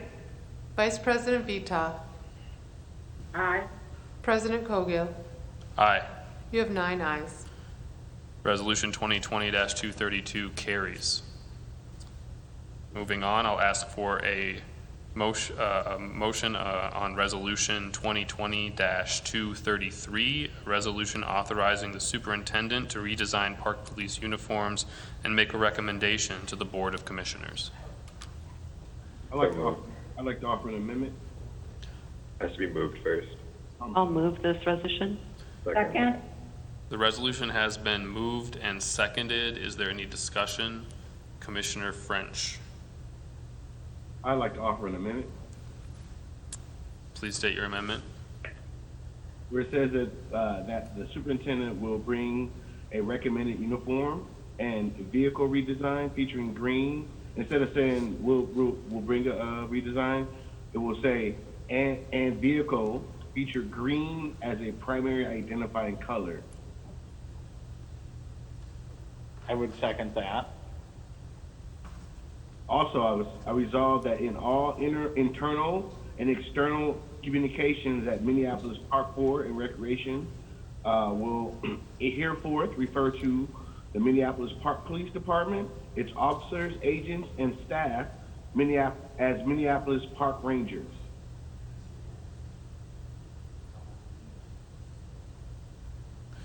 The amendment has been made. Is there a second to the amendment? Second. The amendment has Are been these made. two separate amendments? Are you asking to split the question? No, I'm asking if the author intended to. I intended them to be on the same amendment, but I am. Yeah, it sounded like it sounded like Commissioner French was done, so I came in too early with my second. I'm just seconding it as a whole. Okay, so we have a single amendment to the resolution that includes clarification that uniforms and vehicles would feature green as a primary identifying color, and that MPRB Park Police would heretofore be known as Park Rangers. The motion was made by Commissioner French and seconded by Commissioner Bourne. I'll ask first Commissioner French if he wants to speak to his amendment. Yeah, I'll speak to my amendment. we've been talking tonight about making revolutionary changes in the way we police in our parks. I believe we do that. We be intentional about that, and one of the ways we do that is by distinguishing ourselves from the Minneapolis Police Department. Doesn't mean that they stop being law enforcement officers. I think their role will still be law enforcement officers, still be to protect the folks who use our parks. But I also want a new primary goal for the folks who work in our parks, and they're here to protect us. I want that guardian role, and then with that guardian role, it comes in, maybe we need to educate folks on what's going on in our parks. Maybe we need to go have good communications with neighbors and stuff like that and see what's going on. And to me, that's what park rangers are. Those are, urban park rangers at least. They're not cops. They're not, it's not sexy. Yeah, but you know what? It gets the job done. And I think it's, this is one of the ways we start distinguishing ourselves from typical urban policing. And I hope other commissioners would support this. And if anybody has any questions, I would love to answer them. Thank you. Thank you, Commissioner French. Vice President Vita, followed by Severson to the amendment. Thank you, President Coghill. So to the first part of this amendment, I am not going to be supporting adding a specific color that we're going to be exploring. This idea of uniform changes has been on the table as long as I've been on the board, and I am for changing the uniform color. I'm just not sure how I feel about green. As I've said in the past, I feel like some shades of green can be a bigger problem since that is the color that Border Patrol wears. There was a color suggested to me, a shade of green suggested to me in the past that looked very similar to Border Patrol. I'm not sure, I'm not 100% certain, and I'm not sure who could answer the question, but I think we have the option of 3 colors for police uniforms. So I would rather we have a discussion about that and not vote on picking one color tonight. Also, I don't understand like why we want, like why are we trying to do all of these things tonight? Like I would really like to have a offline discussion with, just Commissioner French, who just brought this amendment forward on what this name change looks like. How, if our park police have new clothes, new cars, they've had a vehicle change in the past year. What do we know that calling them park rangers, how is that going to be seen any different than being park police? Like, I would rather we just have a real conversation and like start changing things in phases after having the conversation and being transparent with community on why we're making those changes before we vote to make the change, and give people the opportunity to show up and say, I'm for or I'm against the proposed changes. Thank you, Vice President Vita. That's it. Thank you. Thank you, Vice President Vita. Commissioner Severson, followed by Meyer to the amendment. Thank you, President Coghill.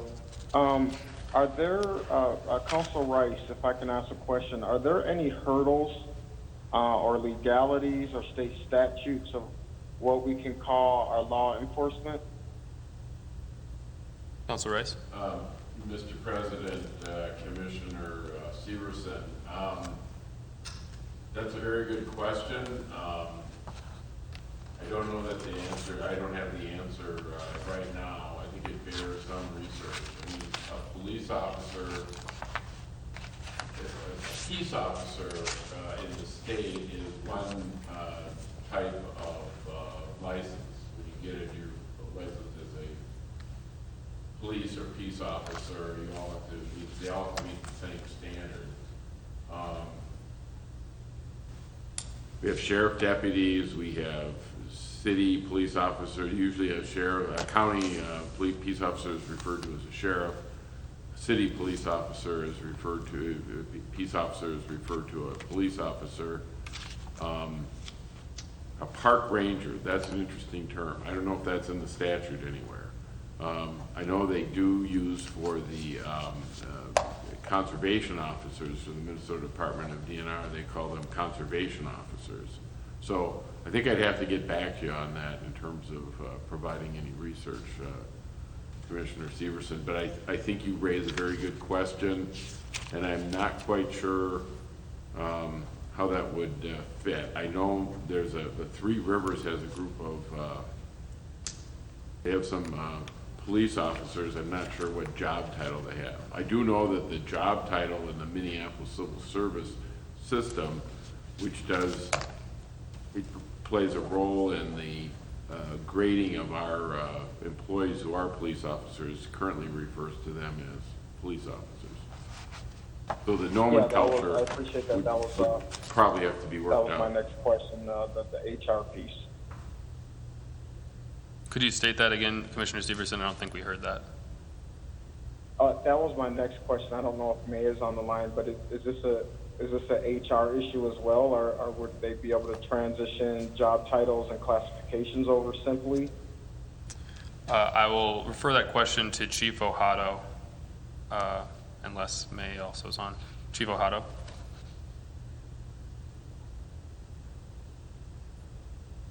Thank you, President Cogill, Commissioner Severson. So what I would say is that all of these job titles are part of a collective bargaining agreement. And as Council Rice has mentioned, they are certified job titles with civil service that are owned by the Police Officers Federation of Minneapolis and subject to that collective bargaining agreement. So I'm not sure that you could undertake changing the job titles without entering into negotiations and or having those jobs reclassified by civil service. I would also mention that the city charter specifically identifies the park police as park police officers and the department as the park police department. So I just, I would defer to Council Rice on further interpretation of the city charter, but that has historically been how our officers are identified. With regards to Three Rivers, those Three Rivers parks employees are park police officers as well. Okay, thank you. I appreciate it. Thank you, Commissioner Severson. Commissioner Meyer to the amendment. So I support the direction that Commissioner French is going. I think switching over to park rangers is a good idea. I don't know if we want it to just be a name change and nothing more, just like a branding change, or if there are more changes to the roles that we should consider. But I think we need to have a broader discussion about this. I think there should be community engagement. We can have different options for the colors, perhaps, that staff can put together and show us what they look like. And we can have a broader discussion about what the roles should be. I don't think we're ready to do that tonight, so I'm not going to vote for it at this time. But I would definitely be receptive to an amendment that directed staff to review these options for us to consider at a future time. Thank you, Commissioner Meyer. Commissioner Musich. Thank you, President Cogill. I too would like Council to provide us with more information about whether or not we would need to update the city charter and ordinances as pertain to the park police. I pulled them up, and in the Code of Ordinances alone, there's 63 references to the park police. In the charter, there's at least 2.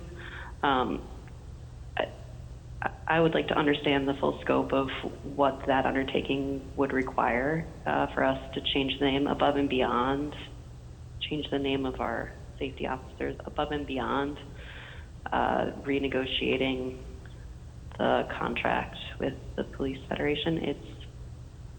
It seems like a heavy lift, and I would like to fully understand it before the board decides to take any action on that front. I would too, Commissioner Musich. Thank you, Commissioner Musich. Commissioner Bourne to the amendment. Thank you, President Cogill. I'm happy to support this amendment. Going back to what some other folks said, I think we need to go step by step by step by step. I don't think we need to wait and wait and wait and wait and study and study and study and study. If I understand Commissioner French's resolution right, I would contend that it doesn't pose any of the questions or concerns that other people have stated. It says to bring forward designs that identify green as a primary color. So to Commissioner Meyer's concerns, there is still ample opportunity to engage in public discourse around that. It's not changing uniforms today. It's giving a little bit of direction. If we see those designs and we don't like them or the community doesn't like them, we then revisit that then. And in the name piece, I'm reading that it says in all internal and external communications. So signs, documents, that we refer to park police as park rangers. It's not saying that we're changing their name. It's not saying that we're changing our job descriptions. It's saying that we are referring to them as that. We have numerous examples. Our part-time employees are sometimes called Code 8, sometimes called 363, sometimes called, they all have different job titles and we use different colloquial terms to refer to them as. So I think it's very appropriate to signal the direction that we're going. And if we find that we need to make changes, that's very similar to what we did with Bede-Makaska, where we controlled what we could control. We can control what words come out of our mouths. And if that's the direction that we want to move, we can refer to the department as park rangers. We can refer to the department as park rangers on signs and in writing. And maybe we don't change job descriptions yet and job titles yet. Maybe we cross that bridge in a few months and we keep working on that. So I am very happy to support this resolution, and I would encourage my colleagues to do this amendment, and I would encourage my colleagues to do so as well. Thank you, Commissioner Bourne. Commissioner French, followed by Vice President Vita to the amendment. Yeah, I was gonna, Commissioner Bourne actually answered some of the questions I was gonna answer that Commissioner Musich and some other commissioners had about what we're referring to our officers as. You in all intents and purposes, they're still gonna be doing the same thing they're doing right now.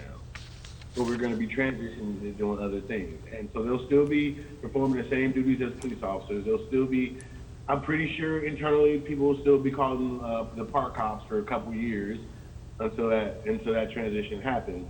But I think this is the time to actually strike while the iron's hot, to reform and change what our policing and our parks actually look like.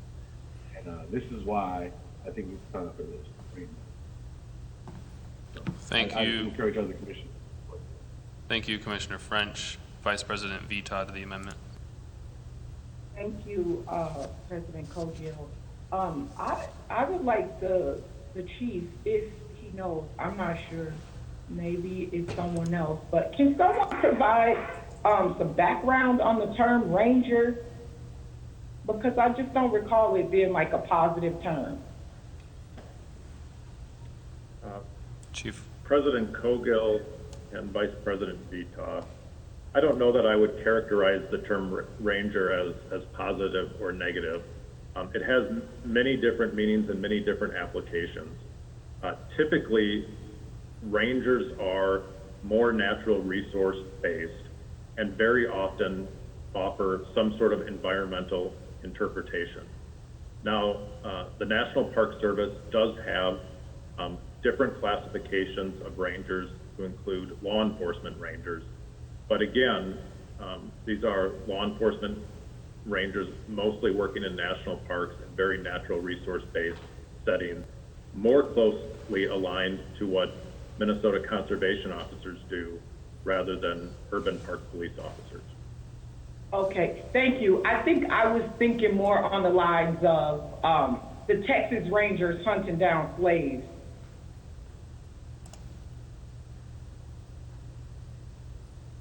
Thank you. Thank you, Vice President Vita. Commissioner Bourne for the second time to the amendment. Thank you to the amendment. I just forgot my example that I think the majority, if not all of the boards supported very recently.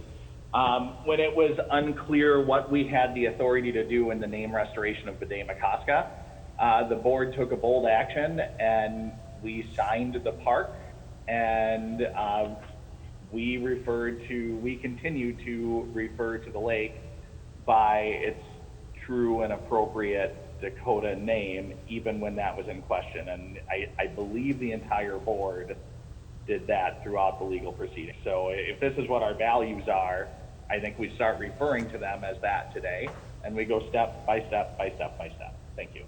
Thank you, Commissioner Bourne. Commissioner Severson to the amendment for the second time. Thank you, President Cogill. I don't know if anyone has the answer to this, but I believe I had conversations with Chief Ohado a couple years back, and I also had some conversations with a few officers in Minneapolis asking questions of why it was important to wear blue or what differentiated it, you know, what it meant. But I guess my biggest concern and something that I remember coming up was cost savings. So one question that I want to know is this going to be extremely expensive? Because one thing, I think it's a great idea and I'm interested in it, but I'm not so interested if we're going to be taking hundreds of thousands of dollars to change a name and wear different uniforms, or it's not as cost effective now because it's not the same as MPD. In my opinion, I don't want to fund MP more, Minneapolis Park Police more. I would like to fund recreation programming and youth violence preventions more. So is there anyone who can answer the question if this is going to be a high cost to make a change of something as of such? Chief Ohado.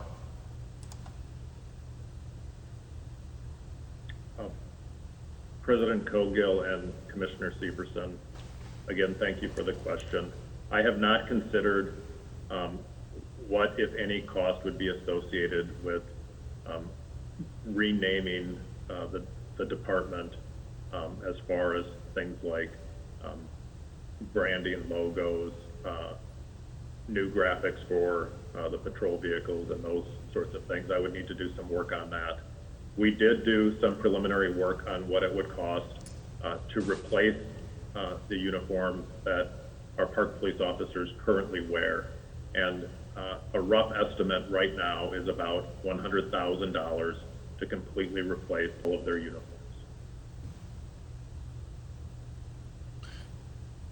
Thank you, Commissioner Severson and Chief. Commissioner Severson? That's fine. Thank you, President. Thank you, Commissioner Severson. Commissioner Meyer to the amendment.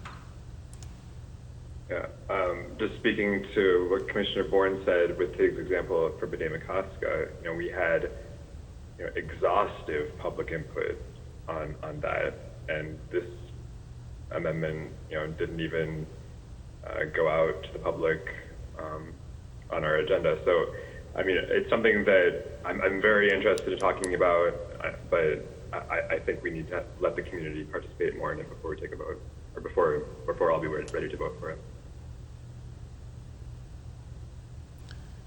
Thank you, Commissioner Meyer.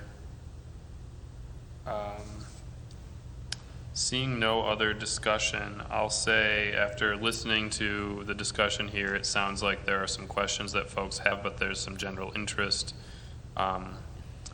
in this approach. I'm very much in support of the green uniforms and feel like that's something that could, that should be certainly considered. I would want it to look different than other kinds of uniforms, but I'm not the designer. I'm hearing that there's some interest and some desire to get some additional context from some commissioners. So at this time, I've decided that I'm not going to support this tonight. So with that, I'll ask the secretary to please take the roll. Can I ask that the question be divided into the uniform colors and the name? You may. We will first consider the amendment to ensure that all uniforms and vehicles feature green as a primary identifying color. I'll ask the secretary to please take the roll on that question.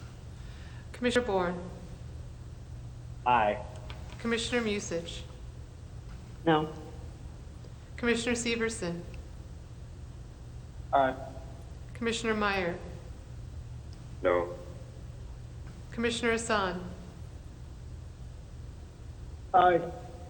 Commissioner French, Aye. Commissioner Forney, No. Vice President Vita, No. President Cogill. Aye. You have 5 ayes, 4 nays. That carries. The second question regarding changing the identifying name of the park police to referring to them as park rangers is the question before us, and I'll ask the secretary to please take the roll on that portion of the amendment. Commissioner Bourne, Aye. Commissioner Musich,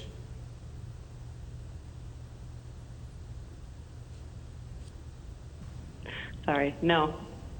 Commissioner Severson, Aye. Commissioner Meyer, No. Commissioner Hassan, Aye. Commissioner French, Aye. Commissioner Forney, No. Vice President Vita, No. President Cogill. No. You have 4 ayes, 5 nays. That portion of the amendment fails. I will now be discussing the main motion on Resolution 2020-233. Is there any additional discussion on the resolution? Is there any additional discussion? Is there any additional discussion? Seeing none, I want to thank all commissioners for their input on this. I want to thank Superintendent Bangora and the chief for bringing this forward. I strongly support this resolution. I think it is critical that we, as a park board and our public safety force, identify ourselves as such. We are separate from the city. We do our work differently, and we're going to continue to work to do our work even more differently so that we can regain the trust of the community after some very horrific actions occurred over the last week by our police. I'm really happy that this superintendent is ready to put this forward. So with that, I'll ask the secretary to please take the roll on 2020-233. Commissioner Bourne, Aye. Commissioner Musich, Aye. Commissioner Severson, Aye. Commissioner Meyer, Aye. Commissioner Hassan, Aye. Commissioner French, Aye. Commissioner Forney, Aye. Vice President Vita, Aye. President Cogill. Aye. You have 9 ayes. That resolution carries. We have just one more item for our regular board meeting, petitions and communications. I will begin with Commissioner Meyer. Pass. Commissioner Musich, Pass. Commissioner Hassan,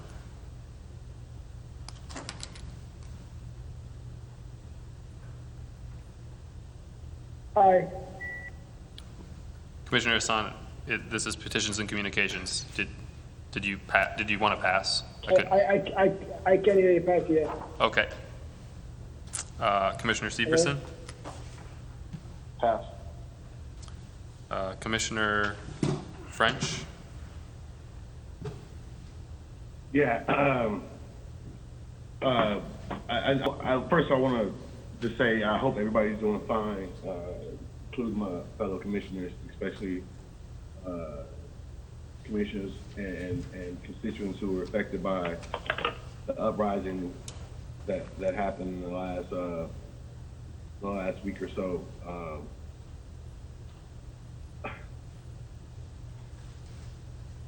We've talked a lot about how we need to change policing, and not just our park board, not just in our city, but in our country. And I'm really hoping, and I said this on the campaign trail, I said the park board has a small enough a police force that we can actually do some real change. And Commissioner Severson talked about this earlier. We can make some real change and be an example of policing, not to just the city or the state, but to our entire country. We have a small enough force that we can implement some progressive changes to make sure that people's lives aren't being taken unjustly. I know that's not the park board. You say, well, our park board, we work differently. I know that. But we need to figure out a way to actually make that we doing it differently mean something to the people that we serve. Like I said earlier, our city's burning. It ain't burning for no reason. It's burning because people have no other outlet. And it don't have to burn. So decisions that policymakers make are really important. And so the decisions that we make, when we're having these conversations about where we want to go with policing and where we want to go with our park board and where we spend money at, if we don't do it the right way, our communities burn. We don't want it to happen. We don't need it to happen. The collateral damage is immense. But the decisions we make as policymakers, we spend $120 million on this board. Where that money goes, it matters. Where we spend it, it matters. How we spend it, it matters. Who we spend it on, it matters. In everything that we do. So I want commissioners to think about that when we're making decisions in the next 6 months, even recovering from COVID and recovering from the fact that we just had an uprising. I want people to remember that we can affect change, and not just to change with folks who carry guns. But we can affect change by employing folks who carry programming for kids, who care about kids, who go to parks and hang out with kids and tell them life lessons. So there's tons of ways that we can reach kids and keep kids safe, rather than rely on people who call themselves police.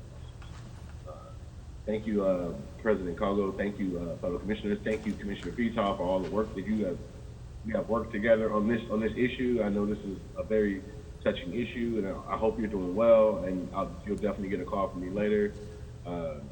But I want everybody to understand some of the topics and conversations that we were having tonight may have been out of the ballpark for some people, but we need to start having them. Thank you. Appreciate you. Thank you, Commissioner French. Commissioner Bourne. Thank you, President Cogill. I wish my colleagues and my city well tonight and in the days ahead. I'm glad we've done some of the work here tonight. It's really hard. As I reflect on the work that we've done here tonight, and I think it's good work, we still have responsibility on our hands, and I can't help but think that we've taken, and some commissioners have talked about grandstanding and political opportunities. MPD did something atrocious, and MPRB responded by reforming its police department. Almost exactly 24 months ago, MPRB Police Department did something less atrocious, but atrocious nonetheless. And we sat on our hands for 24 months and promised change, promised change, promised change. It's easier to solve other people's problems. It's harder to solve our own. We've had a police oversight committee that I don't think has met in a year. I bear a lot of responsibility for that, and I take that responsibility. We have a civilian advisory committee that I don't know the last time has met. A lot of these things, we had the opportunity to be working on uniform changes for the last 24 months. We had the opportunity to talk about non-weaponized community safety for the last 24 months. And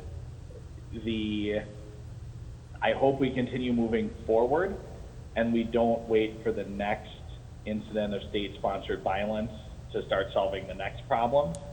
I'm hearing some similar conversations about let's talk about this later, let's do some more work. And those are all the same well-intentioned conversations we had 24 months ago, and we never took those back up.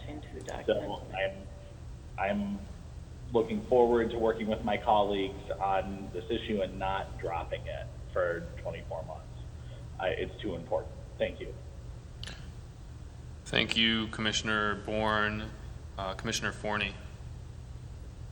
App. Thank you, Commissioner Forney. Vice President Vita. Gil.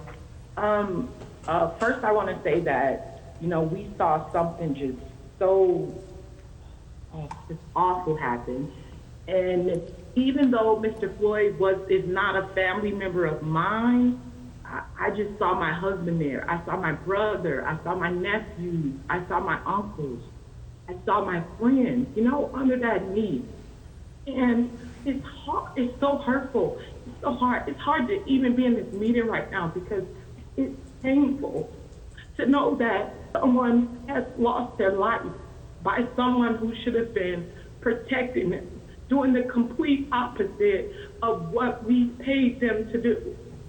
And so I'm happy that we're having discussions about how we change policing, but I want us to have real discussions. There are things that happen in our parks and people, come forward. I remember a name change for MLK Park and the Black Community Rally. A change in MLK to a dog park in the Black Community Rally. I think we need to be mindful of things like using words like ranger, like green uniforms, just picking a color. That would have been a great opportunity for us to engage communities on what police officers' uniforms look like instead of making another decision for them. When I think about the term ranger, it really just makes me think of my great-grandfather telling me stories about how bad rangers were, like how that term was a bad term to him, and so we have to make change. We have to make change, but we can't make changes that create suffering for certain communities. And the way that you do that by actually talking to them. You do that by actually engaging them. And I don't mean putting the burden on Commissioner French and my back or Commissioner Hassan. I mean like really going into these communities and talking to people and making decisions, based off of what they're telling us as a board. Yes, we get the final vote, but some of these things have to wait. Like we can't do this. I hope we don't have another meeting where we're bringing forth amendments or making life-changing votes without having strong community input in it. I want to thank every single staff member that reached out to me, every single commissioner that reached out to me, and every single park police officer. It meant the world to me. They called, they texted, they stopped by my house to tell me how awful it was and how they didn't want to be associated with it. They feel awful too. They're human. We're all human. There's good police and there's bad police. We need to get rid of the bad police, but damn sure We cannot make decisions to just tear down something without the right direction. It's painful enough to live through it. Don't make it worse. Do not make it worse by making decisions on the fly. Really think this through. We have to. Our children's children are going to live on the policies that we put in place. Think it through. I'm begging you all, please, let's think about this. Let's make real decisions. They can be as bold as we want them to be. But talk to the people that are most affected before you vote on things. It's hurtful. It's shameful more than anything as a Black woman serving on the board. And I'm not asking my community, what do you want? I'm telling them what you want, what they want. Please, I'm begging you all, please, please, please. Let's make decisions with community and not for community. That's it for me. Thank you, Vice President Mighdal. I just want to say thank you to all of my commissioners for the discussion tonight and for taking some initial action. I think having more discussion on many more reforms is very important. This is a starting place, and I think that it's important that we do have a little bit of time. There's been a substantial amount of trauma that our community has experienced on top of a really life-changing pandemic. There are actions that government, I think, are behooved to take swiftly, and there are actions that we need to consider and move forward with deliberate urgency. And I feel heartened to hear interest in moving those forward continuously as we move into the summer months. And I hope that we can have those conversations and be transparent with what we're bringing forward so that there is that walking with community. I just additionally want to say thank you to everybody who has raised their voices in our community about the death of George Floyd. And thank you for bringing so many critical questions to light about how we keep our community safe and how we do that better in the future. None of these conversations would happen without the protesting, without the organizing, without the continuous questioning of how we do business and how we keep ourselves and each other safe. So I just want to say thank you to the community for that. And with that, I'll ask for a motion to adjourn the regular meeting of the board. Is there a motion? So moved. Second. There's a motion and the second. Is there any discussion? Seeing none, I'll ask the secretary to please take the roll on adjournment. Commissioner Bourne.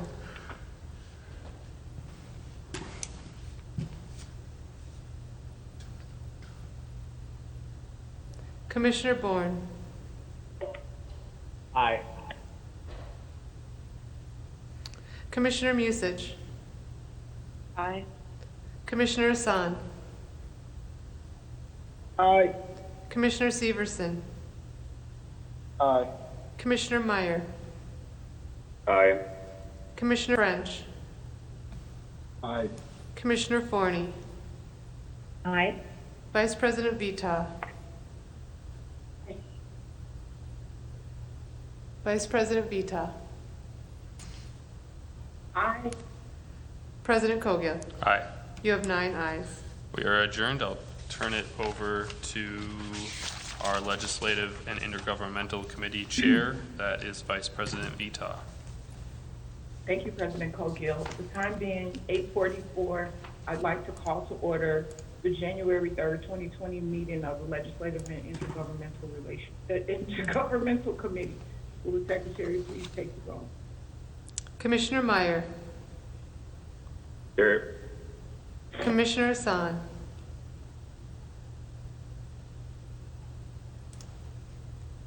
Commissioner Hassan. Here. Commissioner Forney. Here. Vice Chair Severson. Here. Chair and Vice President Vita. Here, You have a quorum. I would ask for the secretary to take the roll on approval of the agenda.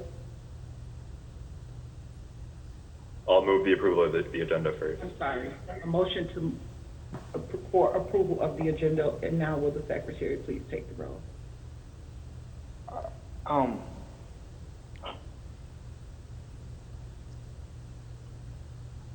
Commissioner Meyer. Aye. Commissioner Hassan.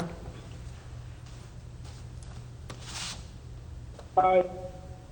Commissioner Forney. Aye. Vice Chair Severson. Aye. Chair and Vice President Vita. Aye. You have 5 ayes. I would ask for, Can I have a point of clarification here? yes. Chair Vito? Yes, Commissioner Severson. I didn't know I served on this committee. I thought I was just the vice chair on recreation. Was I recently appointed to this committee? President Cogill,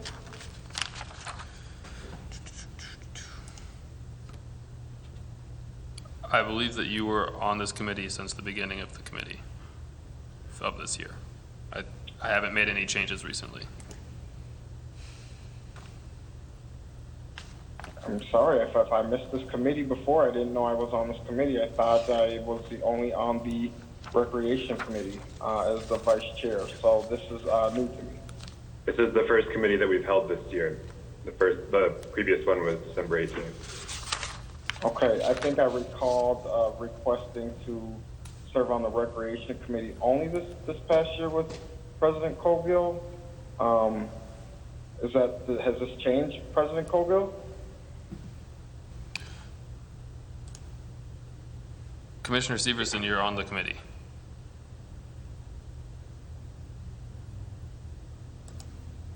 Copy.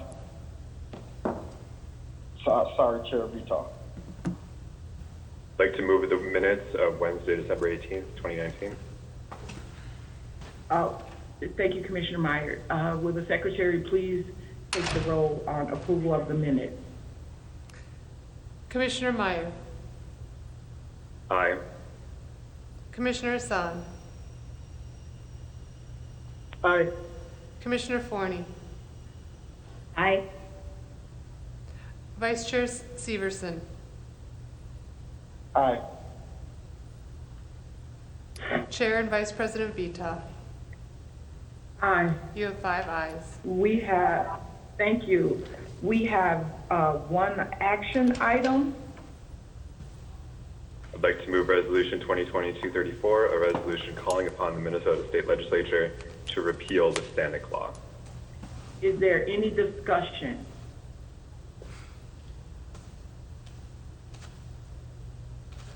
Commissioner Meyer.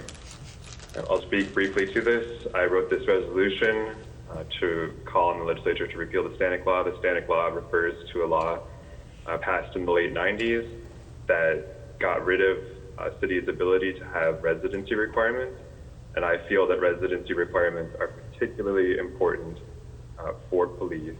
Right now we have a major problem where a lot of people feel like our police are more of an occupying force, and I think that by getting more of our officers to live in the city, we can reduce that. Right now only about 8% of them do, so I'd like to see that change. Thank you, Commissioner Meyer.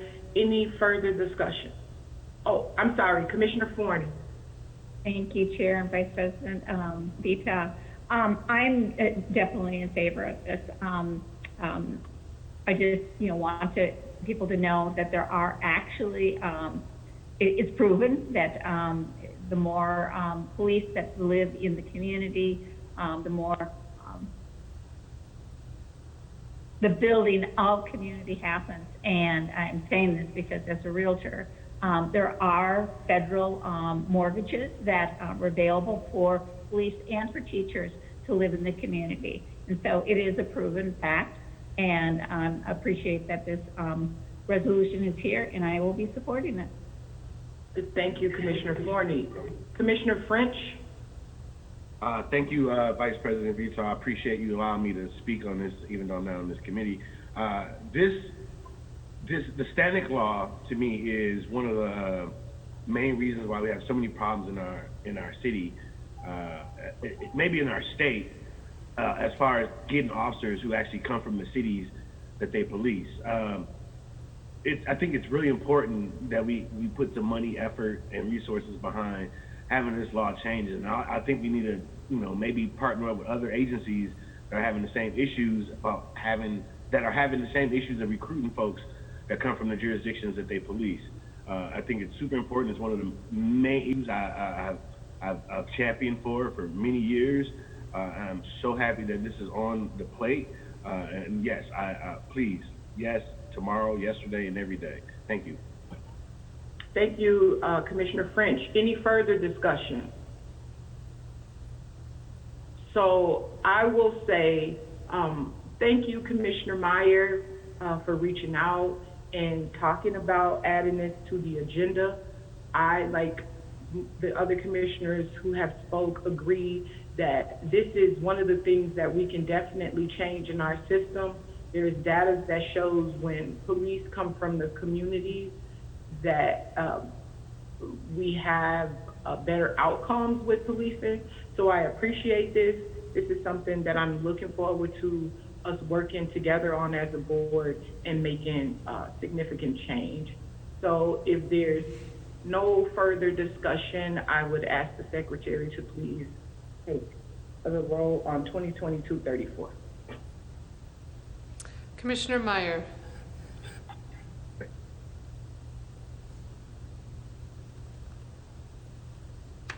Commissioner Meyer. I said aye. Did you say aye? Commissioner Hassan. Aye. Commissioner Forney. Aye. Vice Chair Severson. Aye. Chair and Vice President Vita. Aye. You have 5 ayes. I would ask for a motion. Move to adjourn. Second.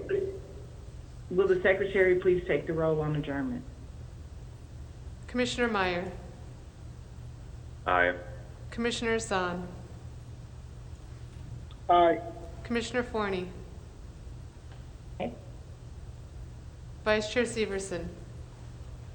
Aye. Chair and Vice President Vita. Aye. You have 5 ayes. We are adjourned. Just for the public, I'm not going to be calling the planning committee to order. The only item we had on there was the transportation action plan, which was originally on the agenda because we weren't sure if we would be able to get it in with the window that the city had provided. But they have extended that window, so we'll do it at the next meeting. Thank you, Commissioner Meyer, for that clarification. Have a good night. Good night. Be Everyone. safe, everyone. Be safe. Goodbye. Good night.